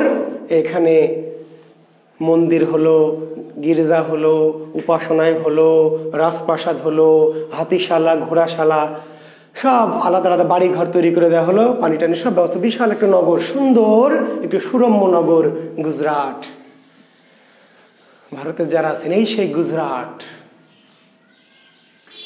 রাম মন্দিরের কথা যেখানে বলা হচ্ছে, আবার বলছে ডোন্ট টেক ইট ধর্ম ওয়াইজ। আমি তথ্যের জন্য বলছি, এই সেই গুজরাট যেটা নিয়ে যে আমরা নরেন্দ্র মোদীকে কষাই বলছি বা ইত্যাদি ইত্যাদি, যে হিন্দু মুসলিম দাঙ্গা, ওরা বলছে আমাদের ছিল, পরে মুসলমানরা মোগলরা এসে এটা ভেঙে টেঙে দিয়েছে। যাই হোক, এখন এগুলো কাহিনী, ইতিহাস তো নয়। ইতিহাসের ধারে চলবে, যারা ঐতিহাসিক তার এগুলো খুঁজে বের করবে। এগুলো খোঁজার দায়িত্ব আমার না ভাই, আমার দায়িত্ব হচ্ছে মুকুন্দরাম চক্রবর্তী যা লিখেছে সেটা জানানো। মুকুন্দরাম চক্রবর্তী যা লিখেছে জানানো, বুঝেন নাই? আমি বানিয়ে তো বলবো না। ইতিহাস কি, যেটা ইতিহাস পড়াবে সে জানবে। আমি পড়াচ্ছি চণ্ডী মঙ্গল কাব্যে মুকুন্দরাম চক্রবর্তী যা বলেছে তাই। তো গুজরাট নগর তৈরি হলো, বিশাল নগর, গুজরাট নগর। জি, এখন গুজরাটের তো মানুষ নাই, নতুন একটা নগর, মানুষ কোথা থেকে আসবে? মানুষ আর লাগবে না, মানুষ আসবে কি করে? মানুষ তো আসে না, নগর তো হলো, রাজাও হলো, কালকে তো রাজা রানী ফুল্লরা, মানুষ কই, জনগণ কই? ঘোষণা দেওয়া হলো যারা যারা আসবে এখানে ফ্রি থাকতে পারবে, থাকার জায়গা ফ্রি, খাওয়া দাওয়া দেওয়া হবে, লাঙ্গল গরু দেওয়া হবে। তবু কে এলো না? কারণ মানুষ যেখানে আছে সেখানে তাদের বাড়িঘর আছে, জমি জিরাত আছে, তাই না, আত্মীয় স্বজন আছে, সেগুলো ছেড়ে কেন আসবে? তখন দেবী আশেপাশের নগরে বন্যা দিলেন। বন্যা, দেবী চণ্ডী কি করলেন? আশেপাশের রাজ্যগুলোতে প্রচন্ড জলোচ্ছ্বাস, প্রচন্ড বর্ষা বন্যা দিলেন। এমন বন্যা দিলেন, এমন বৃষ্টি দিলেন, ধান ভেসে গেল, পাট ভেসে গেল, গম ভেসে গেল, ফসল ভেসে গেল, গরু ছাগল ভেসে গেল, গোলার ধান সেগুলো ভেসে গেল। প্রচন্ড হাহাকার, দুর্ভিক্ষ। তখন মানুষ জানতে পেল যে পাশের নগর হয়েছে গুজরাট, সেই নগরে গেলে বাড়িঘর ফ্রি। বাড়িঘরে তো ভেসে, পানিতে ভেসে গেছে, বাড়িঘর ফ্রি, খাওয়া দাওয়া ফ্রি পাওয়া যাবে, জমি জিরাত পাওয়া যাবে। তখন দলে দলে গুজরাট নগরে এলো। কালকে তো থাকতে দিল, খেতে দিল, লাঙল গরু দিল, চাষাবাদের জায়গা জমি দিল। শর্ত একটাই, চাষ করো, খাও, আর দেবী চণ্ডীর পূজা করো। চাষাবাদ করো, খাও, সমস্যা নেই, খাজনা ট্যাক্সও দিতে হবে না, সব ফ্রি, কিন্তু কি করতে হবে? দেবী চণ্ডীর পূজা করতে হবে। জনগণ বলল তথাস্তু। অবশ্য পাশাপাশি কিছু মুসলমানদেরও বাড়িঘর দেওয়া হলো। তাদের একজন ছিল বুলান মণ্ডল, কিছু হচ্ছে বুলান মণ্ডল। চরিত্রের কথা বলছে, মুসলমান, অর্থাৎ এই গুজরাট নগরে পাশের প্রদেশ থেকে কিছু মুসলমান এলো, তাদেরকেও কালকে তো থাকতে দিলেন। তারা তাদের ধর্ম দেখেন, তাদের আবার চণ্ডী পূজা করতে হবে না, তারা তাদের শস্য ধর্ম পালন করতে পারবে। সেটি আবার এই গুজরাট নগর, বুলান মণ্ডলের নেতৃত্বে মুসলমানরা এসে গুজরাটে বাস করলো, এবং তাদের আর চণ্ডীর পূজা করতে হবে না, তারা নিজেদের ধর্ম কি নিজেরা পালন করবে। আরেকজন এলো ভারু দত্ত, খুবই গুরুত্বপূর্ণ চরিত্র চণ্ডী মঙ্গল কাব্যের, খুবই গুরুত্বপূর্ণ ভারু দত্ত। এই ভারু দত্ত এলো তার শালাকে নিয়ে। এবার ভারু দত্ত এলো গুজরাট নগরে। কোথা থেকে? কলিঙ্গ নগর থেকে ভারু দত্ত এলো। আগে ভারু, পাশে ভারুর শালা, কাঁধে নিয়েছে কালকেতুর জন্য রাজার জন্য কাঁচকলা। ভারু দত্ত যখন এলো, সাথে এলো কে? ভারুর শালা, আর ভেট হিসাবে আনলো কি? এক ছড়ি কাঁচকলা। রাজার সাথে দেখা করতে গেছে, রাজার জন্য কি? এক ছড়া কাঁচকলা। ভেট, ভেট, ভেট মানে কি? ভেট, ভেট মানে উপহার, উপঢৌকন, তাই না? জি, নিয়ে এসে বললো যে দেখেন, আমি তো মোড়ল টাইপের মানুষ, কলিঙ্গতে ছিলাম, মোড়লিগিরি করে আমার স্বভাব, আমি 14 পুরুষ ধরে আমরা মোড়লি করি। তা আপনার রাজ্যে এলাম, এখানে আমাদেরকে একটু মোড়লি করার সুযোগ দিবেন। আর আমার মাত্র 7 ছেলে 7 বউ, 7 চেড়ি 7 জামাই, 7টা বেটা 7 বেটার বউ, হ্যাঁ, 7 ছেলে 7 জামাই। আমাকে 7 সেট লাঙ্গল জোয়াল দিতে হবে, 7টা বাড়ি ঘর দিতে হবে। যদি দেন তাহলে আমি আপনার নগরে থাকবো। কালকে তো বললো যে ঠিক আছে, তথাস্তু। 7টা বাড়ি ঘর দেওয়া হলো, 7 সেট লাঙ্গল জোয়াল দেওয়া হলো, 7 কানি জমি দেওয়া হলো। গুজরাট নগরে ভারু দত্ত থাকতে লাগলো। দিন যায়, মাস যায়, বছর যায়, গুজরাটে সবাই সুখে শান্তিতে বাস করে। কিন্তু এই বেটা ভারু দত্ত ঠক, জোচ্চোর। ভারু দত্ত কেমন চরিত্র? জোচ্চোর, ঠক, প্রতারক।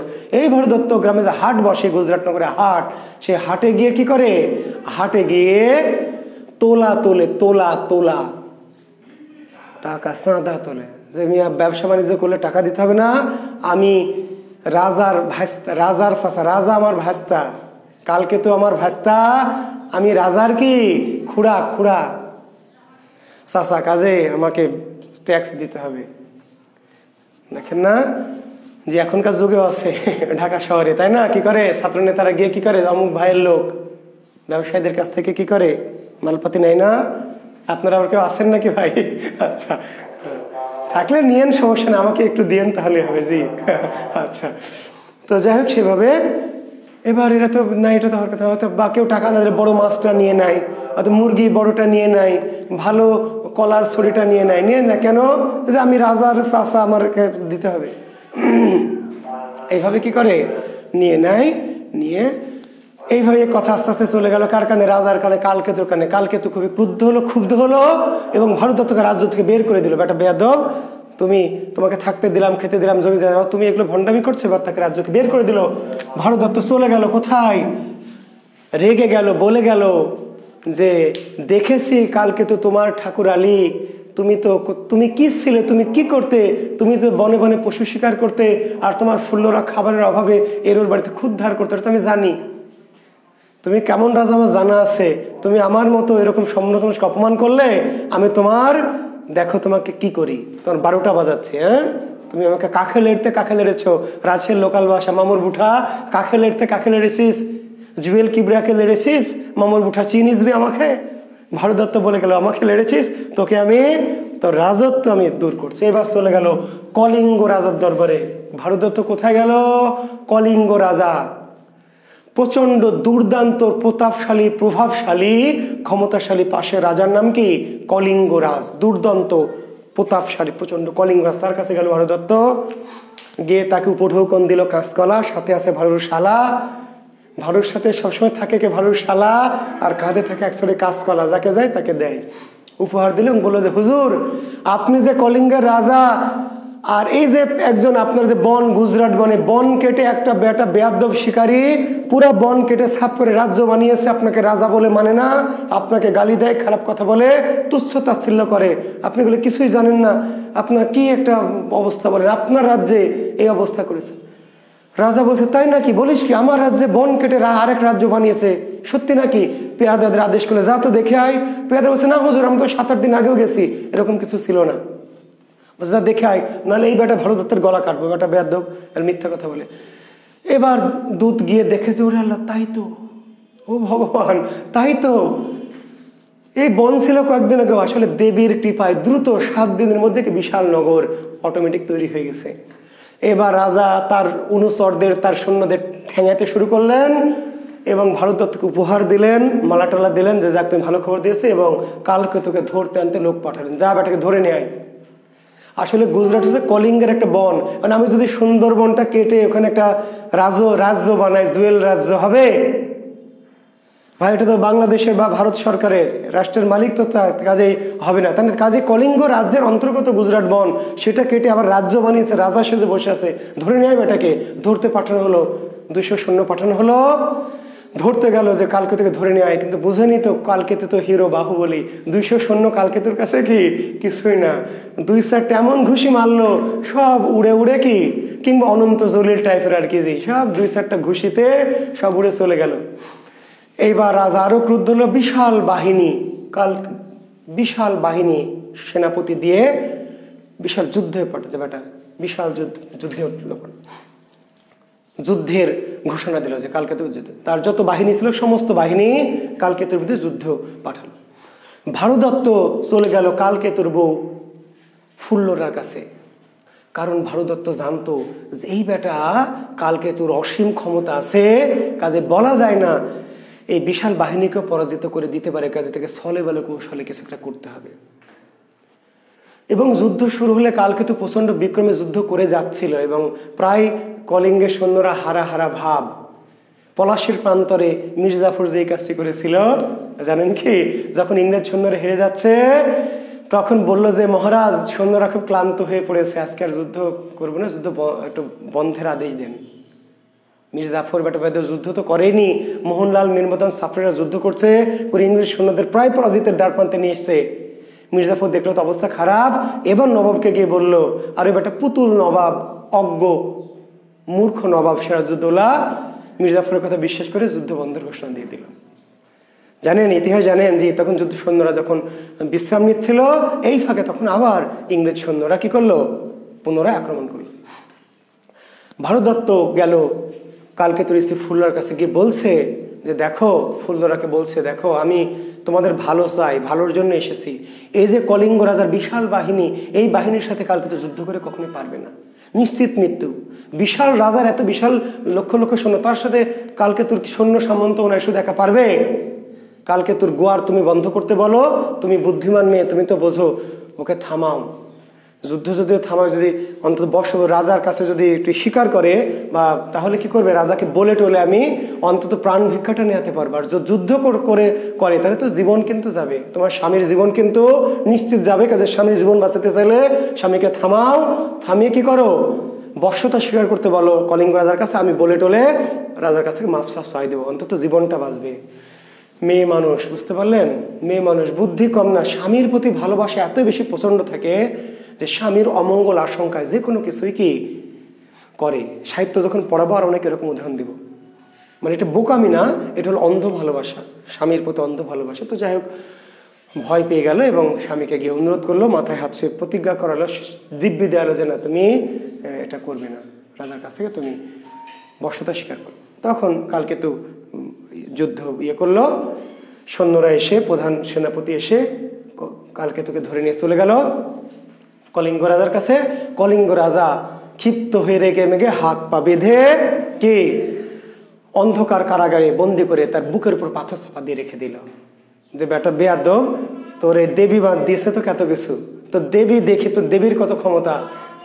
যখন কালোকে তো বলে যাচ্ছে আমি কিছুই করি, আমাকে দিয়ে সব দেবী করিয়েছে, সবাই হাসলো যে হ্যাঁ বেটা তোর মতো ছোট লোক, তোর মতো শিকারী, তার কাছে আবার দেবী সেগুলো করাবে, বেটা ভণ্ডামি করে জায়গায় পাসটা, তোর কাছে কেন দেবী আসবে, আচ্ছা তোর দেবী কেমন দেখি। এবার হাত পা বেঁধে শিকল দেবে বুকের পর বিশাল পাথর কোনো চাপা দিয়ে অন্ধকার কারাগারে বন্দি করে রাখলো, যে তোর দেবী এসে তোকে বাঁচাক, দেখি তোর দেবী কেমন তোর। তো যাই হোক, সত্যি দেবী অলক্ষ্যে কলিঙ্গরাজের শিউরে এসে দেখা দিল, স্বপ্নাদেশ দিল, দৈববাণী দিল, কলিঙ্গরাজকে বলে দিল যে কালকে তো আমার ভক্ত, কালকে তোকে এক্ষুনি গিয়ে কি কর, মুক্ত কর, মুক্ত করে, মুক্তই শুধু না, তাকে সুন্দর রাজ পোশাক পরিয়ে ঘোড়ার পিঠে চড়িয়ে তাকে বাড়িতে পৌঁছে দিয়ে আসো, আমার ভক্ত। আর যদি কথার অন্যতা হয় তাহলে কিন্তু, এই বলে দেবী অন্তর্হিত হল। কলিঙ্গরাজ স্বপ্নাদেশ পেয়ে, দৈবাদেশ পেয়ে কাঁপতে কাঁপতে উঠে তাড়াতাড়ি গিয়ে নিজেই সৈন্যদের নিয়ে গিয়ে কালকে তোর বুকের পাথর সরিয়ে দিল, হাত পায়ের বাঁধন খুলে দিল, গোসল করালো, দামি রাজ পোশাক পরালো, মাথায় শিরস্ত্রাণ রাজমুকুট দিল, এবার হাতির পিঠে বসালো, বসে নিজেই পিছনে বসে ছাতা ধরে কালকে তোকে কলিঙ্গ থেকে গুজরাট নগরে পৌঁছে দিল। রাস্তা দিয়ে মানুষ তাকিয়ে দেখে যে ভারতের সবচেয়ে প্রতাপশালী রাষ্ট্রের রাজা কলিঙ্গ রাজ, ভারতের সেই সময়ের সবচেয়ে ক্ষমতাশালী, সবচেয়ে প্রভাবশালী, সবচেয়ে শক্তিধর রাজা কলিঙ্গরাজ, সে কি করছে, একজনের মাথায় তেল, এ যার মাথায় ছাতা ধরেছে এবার কোন মাল। দুর্ধর্ষ প্রচন্ড প্রতাপশালী কলিঙ্গ রাজা একজনের মাথায় ছাতা ধরে ওকে নিয়ে এগিয়ে দিতে যাচ্ছে, তাহলে ওইটা আবার কোন মাল, কোন মাল? ওটা তো ছিল কালকেতু, শিকারী, ব্যাধ, ছোট লোক, তাহলে এত ক্ষমতা কিভাবে পেল? দেবী চণ্ডীর কৃপায়। তাহলে অতএব প্রমাণিত হয় কি করতে হবে, যে কাহিনীর উদ্দেশ্য এটাই, জনগণ বুঝে গেল দেবী চণ্ডীর পূজা করতে হবে, চণ্ডী যদি খুশি হয় তাহলে অনেক কিছু হতে পারে। কাজে কলিঙ্গ রাজা নিজেও দেবী চণ্ডীর পূজা করতে লাগলো এবং কলিঙ্গ রাজ্যে দেবী চণ্ডীর পূজা প্রচারিত হলো। আর গুজরাটে তো আগে থেকেই ছিল এবং আশেপাশের সকল রাজ্যে চণ্ডী দেবীর পূজা প্রচারিত হলো। অতঃপর তারা সুখে শান্তিতে বাস করতে লাগলো। যখন পূজা প্রচার শেষ হলো তখন সরাসরি ডাইরেক্ট স্বর্গ থেকে কি পুষ্পক রথ নেমে এলো, পুষ্পক রথ। আর এই কালকেতু আসলে কালকেতু না, এ স্বর্গের নীলাম্বর। কালকেতুর প্রকৃত নাম কি? নীলাম্বর। নীলাম্বর ইন্দ্রের পুত্র, দেবতা ইন্দ্রের পুত্র নীলাম্বর। সে স্বর্গ থেকে তাকে কি অভিশাপ করে পৃথিবীতে পাঠানো হয়েছিল এবং একটা মিশন দেওয়া হয়েছিল যে তুমি এটা যদি চণ্ডীর পূজা প্রচার করো তাহলে তোমার পাপ ক্ষয় হবে। আর ওই যে ফুল্লরা, তার স্বর্গের নাম কি ছিল? ছায়া। ছায়া মনে রাখবেন, আসবে যে স্বর্গে, ওই যে স্বর্গখণ্ড, দেবখণ্ড মনে আছে? মঙ্গল কাব্যের খণ্ড, আমি কিন্তু মর্তখণ্ডের কাহিনী বললাম। মর্তখণ্ডের স্বর্গে কালকেতুর নাম কি ছিল? নীলাম্বর। নীলাম্বর। আর ফুল্লরার নাম কি ছিল? ছায়া। নীলাম্বর আর ছায়া মর্তে সে, তাদের নাম হলো কালকেতু আর ফুল্লরা। জি। তো যাই হোক, তারা আবার পুষ্পক রথ নেমে এলো। এই পুষ্পক রথে চড়ে ডাইরেক্ট কালকেতু আবার নীলাম্বর হয়ে, ফুলরা ছায়া হয়ে তারা পুষ্পক রথে উঠে আবার একদম ছ করে স্বর্গে চলে গেল। পৃথিবীর মানুষ চণ্ডী দেবীর পূজা করে অতঃপর তারা সুখে শান্তিতে বাস করতে লাগলো। নটে গাছটি মুড়ালো, আমার গল্প ফুরালো। এখন এই চণ্ডী মঙ্গল কাব্যের কাহিনীর দুটি অংশ। চণ্ডী মঙ্গল যে কাব্য বললাম, এই কাব্যের কাহিনীটির দুটি অংশ। একটির নাম হলো আক্ষেটিক বা বেদখণ্ড, আরেকটির নাম হলো বণিক খণ্ড। চণ্ডী মঙ্গল রাজ্জাক রাজ বিকেলে আমাদের গ্রুপে না, বিকেলে শুধু জাকির বিসিএস এ ক্লাস হবে। জাকির বিসিএস এ ওপেন ক্লাস, বাংলাদেশ পৃথিবীর সকল দেশের মানুষের জন্য ওপেন ক্লাস। সেখানে শিডিউল হচ্ছে আধুনিক যুগের দ্বিতীয় পর্যায়ে। গতদিন যে ক্লাসটা নিয়েছিলাম সেই ক্লাসের বাকি অংশ। গতদিন একটা ক্লাস নিলাম না রাতে, রোজার জন্য তারাবির জন্য তাড়াহুড়া করে শেষ করেছি। সে আধুনিক যুগের দ্বিতীয় অংশটা পড়াবো আজকে 2:30টায়। যদি আপনারা চান সেটিও করতে পারেন, যদিও সেগুলি আপনাদের এই ব্যাচে আবার করানো হবে। ওই ক্লাসের সাথে আবার বলছি, আমাদের এই গ্রুপের ক্লাসের কোনো সম্পর্ক নাই। ওই ক্লাসগুলি আপনাদের এখানে আবার আমার সিস্টেমেটিক ওয়েতে, আমি তো বলবো না যে জাকির বিসিএসে করাইছে আপনাদের করাবো না। আমার এখানে সব কিছু আবার করাবো, জাকির বিসিএসে করাবো সেগুলো আলাদা। আপনারা চাইলে করতে পারেন, নাও করতে পারেন, আপনাদের বিষয়। জি, আধুনিক যুগের দ্বিতীয় পর্যায়ে করাবো বিকেল 2:30টায় থেকে জাকির বিসিএসে। আচ্ছা, তো চণ্ডী মঙ্গল কাব্যের কাহিনীর কয়টি অংশ? চণ্ডী মঙ্গল কাব্যের কাহিনীর দুইটি অংশ। দুইটি কি কি? একটা আক্ষেটিক বা বেদখণ্ড আর একটা বণিক খণ্ড। আক্ষেটিক বা বেদখণ্ড, আরেকটার নাম কি? বণিক খণ্ড। বণিক, বেদ মানে শিকারী, আক্ষেটিক। তাহলে এই কাহিনীটা আমরা বললাম, এই কাহিনীটাকে আবার কেউ কেউ বলেছে কালকেতু ফুল্লরার কাহিনী। কালকেতু ফুল্লরার কাহিনী। আক্ষেটিক বা বেদখণ্ডকে আবার কি বলা হয়? কালকেতু ফুল্লরার কাহিনী। আর বণিক খণ্ডকে বলা হয় ধনপতি খুল্লনার কাহিনী। ধনপতি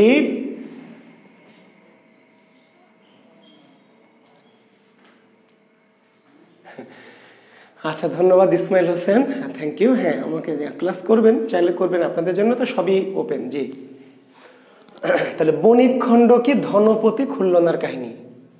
তাহলে আক্ষেটিক বা বেদখণ্ড হলো কালকেতু ফুল্লরার কাহিনী, বণিক খণ্ড ধনপতি খুল্লনার কাহিনী। এই কাহিনীটাই গুরুত্বপূর্ণ, আমাদের চাকরির জন্য পরীক্ষা আসবে।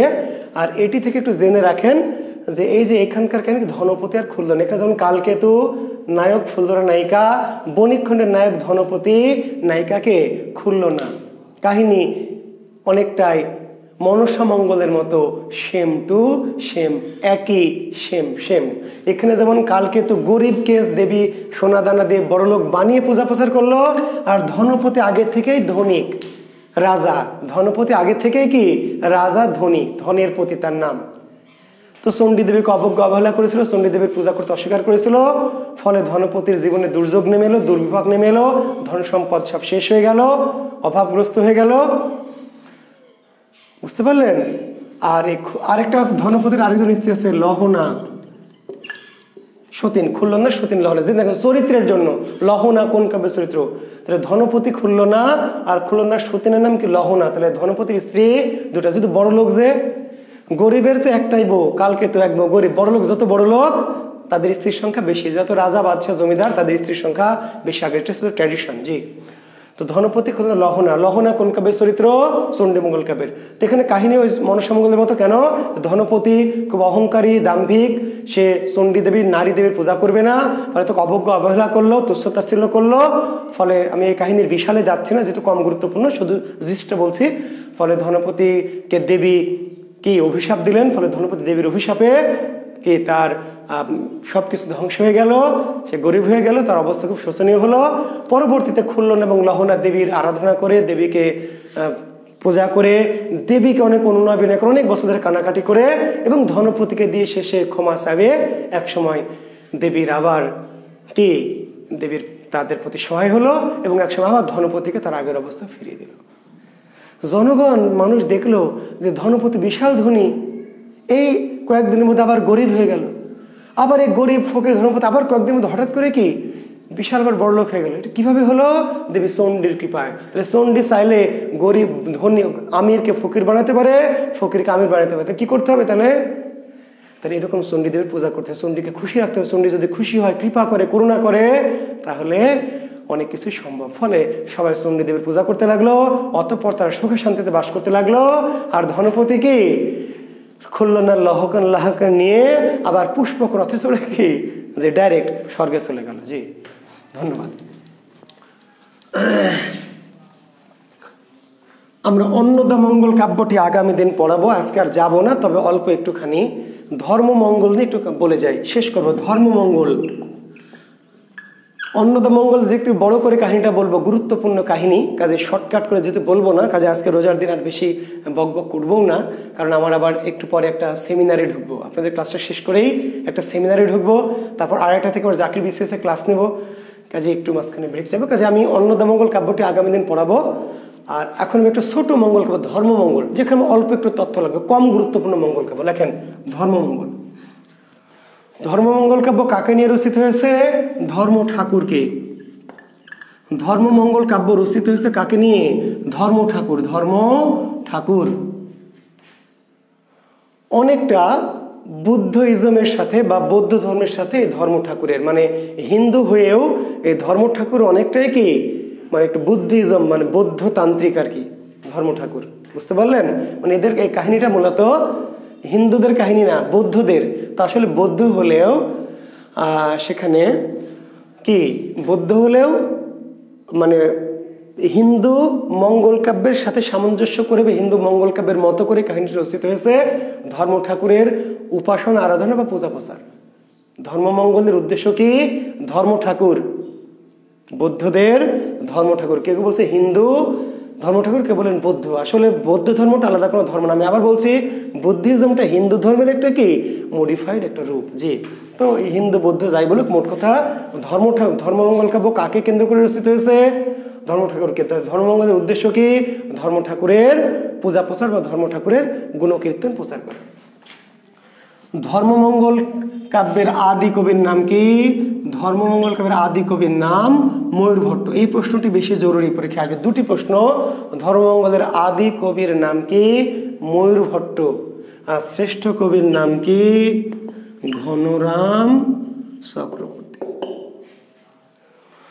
ধর্মমঙ্গল যে কাব্য, তার প্রথম কবি, আদি কবির নাম হচ্ছে ময়ূর ভট্ট। আর ধর্মমঙ্গল কাব্যের শ্রেষ্ঠ কবির নাম কি? ঘনরাম চক্রবর্তী। ঘনরাম, তাহলে ধর্মমঙ্গলের শ্রেষ্ঠ কবি ঘনরাম চক্রবর্তী, আর আদি কবি বা প্রথম কবি ময়ূর ভট্ট। ধর্মমঙ্গল কাব্যের কাহিনীর দুটি অংশ। ধর্মমঙ্গল কাব্যের কাহিনীর দুটি অংশ। একটির নাম হচ্ছে ধর্মমঙ্গল কাব্যের কাহিনীর দুটি অংশ।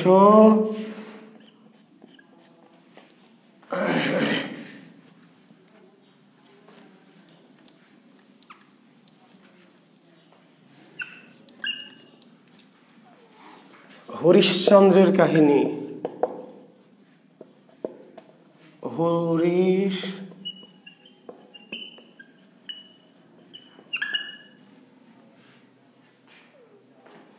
হরিশ্চন্দ্রের কাহিনী। আরেকটি হচ্ছে রানী, নামটা ভুলে গেলাম, যে হরিশ্চন্দ্রের কাহিনী। আর কাহিনী বলেন তো, এই ভুলে গেলাম এখন।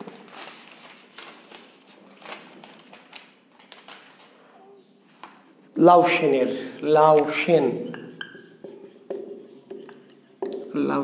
কাহিনী। জি, লাউসেন। হরিশ্চন্দ্রের কাহিনী, লাউসেনের কাহিনী। জি, থ্যাংক ইউ। বেকার যুবক, লাইসেন না, একটু মিস্টেক করে ফেলেছেন বানানটা, যে লাউসেন। ধর্মমঙ্গল কাব্যের কাহিনীর দুটি অংশ, একটা হরিশ্চন্দ্রের কাহিনী আর একটা হচ্ছে লাউসেনের কাহিনী। ঠিক আছে? তো এই ধর্মমঙ্গল কাব্যে তো হরিশ্চন্দ্র ছিল রাজা হরিশ্চন্দ্র। সেই হরিশ্চন্দ্র ধর্মের টানে কি করে রাজা থেকে কি শ্মশানচারী হয়ে গেল আর কি। আপনারা জানেন যে হরিশ্চন্দ্র শ্মশান রাজা থেকে কি, যেটা আমাদের বৌদ্ধ ধর্মের যে মূল জনক গৌতম বুদ্ধ, তিনিও তো কি ছিলেন আসলে কি রাজা। গৌতম বুদ্ধের প্রকৃত নাম ছিল সিদ্ধার্থ, জানেন তো তাই না নিশ্চয়? গৌতম বুদ্ধের প্রকৃত নাম কি? সিদ্ধার্থ। এই সিদ্ধার্থ যখন বুদ্ধত্ব লাভ করলেন, বুদ্ধত্ব সাধক হলেন, তখন তার নাম হয়ে গেল গৌতম বুদ্ধ। তো হরিশ্চন্দ্রের কাহিনীটা অনেকটা এইরকমই, অর্থাৎ হরিশ্চন্দ্র ছিলেন রাজা। এই রাজা হরিশ্চন্দ্র কি এই ধর্ম প্রচারের জন্য কি করলেন? রাজা থেকে কি করে শ্মশানচারী হলেন, শ্মশানচারী, সেই কাহিনীটাই মূলত। এবং নানা ভূত প্রেত ইত্যাদি ইত্যাদি পিশাচ অলৌকিক কাহিনী দিয়ে ভরপুর। লাউ সেনের কাহিনীও তাই। রানী লাউ সেনের যে মা রানী নাগমতী, সে কি করে লাউ সেনকে বিভিন্ন দৈব দুর্বিপাক থেকে রক্ষা করলো ধর্ম ঠাকুরের আরাধনা করে বা ধর্ম ঠাকুরের কৃপায়, সেই কথাটি মূলত এই লাউ সেনের কাহিনী। লাউ সেন বিপদে পড়েছিল, নানা দুর্বিপাকে পড়েছিল। তার মা তাকে কি করেছিল? ধর্ম ঠাকুরের পূজা করে আরাধনা করে তাকে খুশি করে ধর্ম ঠাকুরের কৃপায় লাউ সেনকে কি এই বিভিন্ন দুর্বিপাক থেকে কি রক্ষা করেছিল, সেটি মূলত লাউ সেনের কাহিনী। তো আজকে এই পর্যন্ত রাখছি শিক্ষার্থী বন্ধুরা। আমাদের মঙ্গল কাব্যে কিন্তু শেষ না, আরও একটা ক্লাস আমাদের লাগবে, লাগলে লাগুক। আপনার সাথে তো আমার কোনো মাসিক চুক্তি না, ক্লাসেরও চুক্তি না। আমি কোর্স সম্পন্ন করব, আমি বলেছি আমি কোনো তাড়াহুড়া করতে চাই না, আপনাদের সাথে ফাঁকি ঝুঁকি দিতে চাই না। আমার যতটুকু শেখানোর দরকার, যতটুকু আপনাদের লাগবে, আমি সবটুকুই পরিপূর্ণভাবে শেখাবো। সেক্ষেত্রে ক্লাসে 40-এর জায়গায় যদি 48টা লাগে, 58টা লাগে, তাতেও কিন্তু আমার কোনো সমস্যা নেই, বুঝতে পারলেন? 40টা বিজ্ঞাপনে দিব আর ক্লাস নিব 30টা, তাই নয়? বিজ্ঞাপনে বিজনেস করতে তো আপনার সামনে আসেনি ভাই। জি, অনলাইনে এসেছি শুধু টাকার জন্য না। আপনারা জানেন যে ভর্তি আপনারা হচ্ছেন, 500 টাকা দিচ্ছেন। আমি জানি আপনাদের হয়তো কারো কারো একটু কষ্ট হয়, কারণ এখন একটু অভাবের সময় চলছে, নানান কারণে পারিবারিক ক্রাইসিস। তারপরে 500 টাকা দিয়ে ভর্তি হচ্ছেন, এটা ঠিক আছে। বাট এই টাকাটা কিন্তু পুরোপুরি আমিই পাই না। এখান থেকে আপনারা জানেন যে আমাদের যে সাইট, সেই সাইট পাই অর্ধেক, আমি অর্ধেকটা পাই আর কি। তো যাক, সেটি মূল কথা না। কথাটা হচ্ছে আমি শুধু টাকার জন্য কিন্তু অনলাইন ক্লাসে আসিনি। এসছি কেন? এসছি আমার জীবনের যেটুকু লব্ধ জ্ঞান, আমার জীবনের সাধনা লব্ধ, আমার জীবনের শিক্ষা লব্ধ যে জ্ঞানটুকু, সেই জ্ঞানটুকু আপনাদের মাঝে একটু ছড়িয়ে দিতে চাই। আমি হয়তো এই পৃথিবীতে থাকবো না, পৃথিবীতে কেউই থাকবে না, সবাই চলে যাব আমরা। কিন্তু আমি চলে যাওয়ার পরেও আমার এই জ্ঞান, আমার এই বিষয়টা যেন আপনাদের মাঝে থাকে, ছড়িয়ে যায়। আমার যে জ্ঞানটুকু, এইটুকু যেন এই রাজশাহীতেই বা একটা নির্দিষ্ট গণ্ডির ছাত্রদের মাঝে সীমাবদ্ধ না থেকে, রাজশাহীতে আমাকে সবাই এক নামেই চিনে, আপনারা জানেন, সবাই এক নামে ইনশাল্লাহ। যারা পড়াশোনার সাথে যুক্ত, লেখাপড়ার সাথে রিলেটেড, সবাই আমার নাম, তো আমার চেহারা না দেখলাম জুয়েল কিবরিয়া, এই একটা নামে আমাকে চিনে। তো আজকে সকালে যেমন একটা কাজে বেরিয়েছিলাম, একটা খুব জরুরি কাজ, আমার একটা বাড়ি চলছে, তো বের হয়েছে, রাস্তায় পুলিশ ধরেছে। পুলিশ ইদানিং একটু কড়া হচ্ছে। আমি এটা আবার বলছি, এটা আপনাদের এবারে অন্যভাবে নিন না, কোনো কথা বলুন, এমনি জাস্ট কথা সঙ্গে। তো ধরার কথা, ধরেছে আমাকে। আমার হেলমেট পরা আছে, মুখোশ পরা আছে, মাস্ক পরা আছে। সকালে আজকেই 7টায় বেরিয়েছিলাম, 7:30টায়। তো পুলিশ থামেন, থামলাম। স্যারের সাথে কথা বলেন, স্যার পাশে বাইকে বসে আছে, সার্জেন্ট ভাবটা আপনি বসে মোবাইলে কি যেন দেখছে। দাঁড়ালাম, আচ্ছা এত সকালে কোথায় যাচ্ছেন? তালাই মারি। কেন? আমার ওখানে বাড়িতে একটু জরুরি, হঠাৎ করে ওখানে একটু সমস্যা হয়েছে, তাই যাচ্ছি। গাড়ির কাগজ বের করেন। কাগজ বের করলাম, গাড়ির ড্রাইভিং লাইসেন্স আর এটা রেজিস্ট্রেশনটা যে বের করেছি। আচ্ছা আপনি শিক্ষক? তাই আমি ভাবলাম যে আমার ড্রাইভিং লাইসেন্স তো শিক্ষক বেগুলো কিছু লেখা থাকার কথা না। আচ্ছা আপনি বাংলার শিক্ষক তাই না? আসলে আমার তো ফেস দেখেনি, ঢাকা আছে, মাস্ক দিয়ে, হেলমেট পরা। তো ড্রাইভিং লাইসেন্সে যখন দেখেছে ছবিটা দেখে বুঝতে পেরেছি যে আমি বাংলা শিক্ষক। স্যার যান, চলে গেলাম। তো রাজশাহীতে ঘটনার ঘটে, বাট অন্য জায়গায় ঘটনার ঘটবে না। ধর আমি যদি চট্টগ্রামে যাই, তাহলে তো পুলিশ আর আমাকে দেখে বলবে না যে আপনি বাংলার শিক্ষক না, তাহলে যান। চট্টগ্রামের পুলিশ তো আমাকে ঠিকই ঠ্যাঙ্গানি মারবে, তাহলে নোয়াখালীর পুলিশ বা কুমিল্লার পুলিশই। তো অন্তত ভাই আমি অনলাইনে এসেছি যে আমাকে অন্তত আমার এই জ্ঞান, মেধা, প্রজ্ঞাটা যেন আমি একটু ছড়িয়ে দিই। আমার ছাত্র, এই যে এখনই একজন ছাত্র আমার করছে, আমার রাজশাহীর ছাত্র আমাকে এর আগেও বারবার বলেছে। হাফিজুর রহমান নামে একজন ছাত্র, আমার খুব প্রিয় স্টুডেন্ট, আমার এই গ্রুপে আছে, আমি জানি, ক্লাস করছে, আমার খুবই প্রিয় শিক্ষার্থী। আর অনেকের নাম আমি নিচ্ছে করে। তো তারা আমাকে বলতো যে স্যার আপনি একটু ইন্ট্রোভার্ট থাকেন না, নিজেকে বন্দি করে রাখেন, একটু বের হন, আপনার এই জ্ঞান মেধাটা তো দরকার। আরেকজনের কাছে কৃতজ্ঞতা প্রকাশ করছি। অদিতি কোচিংয়ের যিনি পরিচালক ছিলেন, ইংরেজির আব্দুল লতিফ স্যার, আব্দুল লতিফ জি, অদিতি কোচিংয়ের পরিচালক, উনি আমাকে ইনসিস্টটা করেছিলেন যে স্যার আপনি এভাবে না থেকে অদিতি কোচিং আমি ওনার রিকোয়েস্টে 2-4টা ক্লাস চট্টগ্রাম শাখা আমার মনে আছে গিয়েছিলাম, অল্প কিছুদিন ক্লাস নিয়েছি চট্টগ্রামের অদিতিতে। তারপরে কুমিল্লার অদিতিতে আমি কিছুদিন ক্লাস নিয়েছি, ঢাকার ফার্মগেট শাখা, তারপরে মালিবাগ, মিরপুর 2-একটা ক্লাস নিয়েছি। জাস্ট শুধু আসলে যে বললাম যে হ্যাঁ ঠিক আছে, আসলেই আমার মেধাটাকে যাচাই করার জন্য। তো আমি আসলে বললাম ভালোবাসা, আপনাদের শুধু ভালোবাসা পাওয়ার কাঙ্গাল হয়েই, কিংবা হয়তো নিজের যশের জন্য বলতে পারেন, অন্যভাবে যদি নেগেটিভ ভাবেন তাও হতে পারে, নিজের যশ বা সুনামের জন্য, বা আমার জ্ঞানটা আপনাদের কাছে একটু পৌঁছাবো সেই জন্য অনলাইনে এসেছি। তো আমার সাথে থাকবেন, আমাকে ভালোবাসবেন, আপনাদের ভালোবাসায় আমি আরও বেশ কিছুদিন আরও অনেকটা পথ যেতে চাই, ঠিক আছে? আর অনেকেই এত রিকোয়েস্ট করছেন আমার ফেসবুক গ্রুপে বা মেসেঞ্জারে যে স্যার আপনি একটি ইউটিউব চ্যানেল খুলেন। অনেক অন্যান্য সাধারণ ছাত্রছাত্রী যারা তো কোর্স করে ক্লাসগুলো করবে না, কিন্তু চাইলে ইউটিউব থেকে যার যে ক্লাসটা ভালো লাগে সেটা তারা দেখবে। তো সেই জন্য আমি ইউটিউবে একটা চ্যানেল খোলারও চিন্তা করছি। মানে আমি আসলে বললাম যে আমি একটা অ্যানালগ, আপনারা জানেন কি না যে আমি একটু ডিজিটাল যুগে একটু অ্যানালগ টাইপের মানুষ। ইদানিং এই যে অনলাইনে আসছি একটু প্রয়োজনে, কিন্তু আমি খুবই একটু অ্যানালগ মানুষ, অর্থাৎ ডিজিটাল এই জিনিসগুলো আমাকে খুবই আকর্ষণ করতো না, ইদানিং প্রয়োজনের জন্য আসছি। তো আমার একটা চ্যানেল আর কি, ইউটিউব চ্যানেল খোলার জন্য একটু কাজ করছি, হয়তো এই সপ্তাহের মধ্যে সে কাজটি করব। যদি করি তাহলে আপনারা আমার সাথে যুক্ত থাকবেন। জি, আমি বলে দিব আপনাদের ইউটিউব চ্যানেলটির নাম। আপনারা প্রয়োজন হলে বিভিন্ন এক্সেপশনাল কিছু ক্লাস, এক্সেপশনাল কিছু বিষয়গুলি আমার সেই ইউটিউব চ্যানেলে থাকবে। মাঝে মাঝে একটু ছড়া বললাম, মাঝে মাঝে একটা কবিতা বললাম, মাঝে মাঝে চাইলে আপনারা গান গাইলাম, রোজার দিন একটু গজল টজলও গাইলাম, তাই না? যে মনের ইচ্ছাগুলো পূরণ করলাম, সাথে ছাত্রদের জ্ঞানও বাড়লো, একটু আমার ভালোবাসাগুলো বিনিময় হলো। জি, তো সবার জন্য শুভকামনা।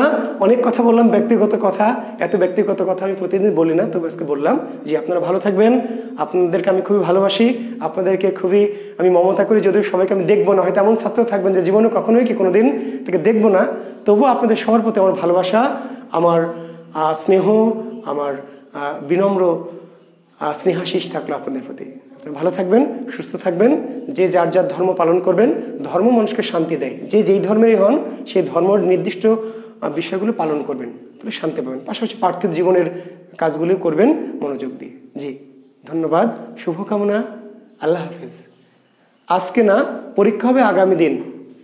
মঙ্গল কাব্য শেষ করে তারপর শিক্ষার্থী বন্ধুরা, পরীক্ষার পদ্ধতিটি হলো যে আমি যখন একটা টপিক, একটা চ্যাপ্টার শেষ করব, শেষ করে আমি বলে দিব, ঠিক আছে? তাহলে মঙ্গল কাব্যটা আগামী দিন শেষ করবো, তাহলে আগামী দিনও পরীক্ষা না, পরীক্ষাটা কিবারে হবে? তারপর দিন শনিবার, ঠিক আছে? তাহলে মঙ্গল কাব্য আমি আগামী দিন বাকি যেটুকু আছে অন্নদা মঙ্গল সহ আরও কিছু ছোটোখাটো মঙ্গল, সেগুলি শেষ করে শনিবারে গিয়ে পুরো মঙ্গল কাব্যের উপর একটি ঝাঁকানাকা পরীক্ষা, ঠিক আছে?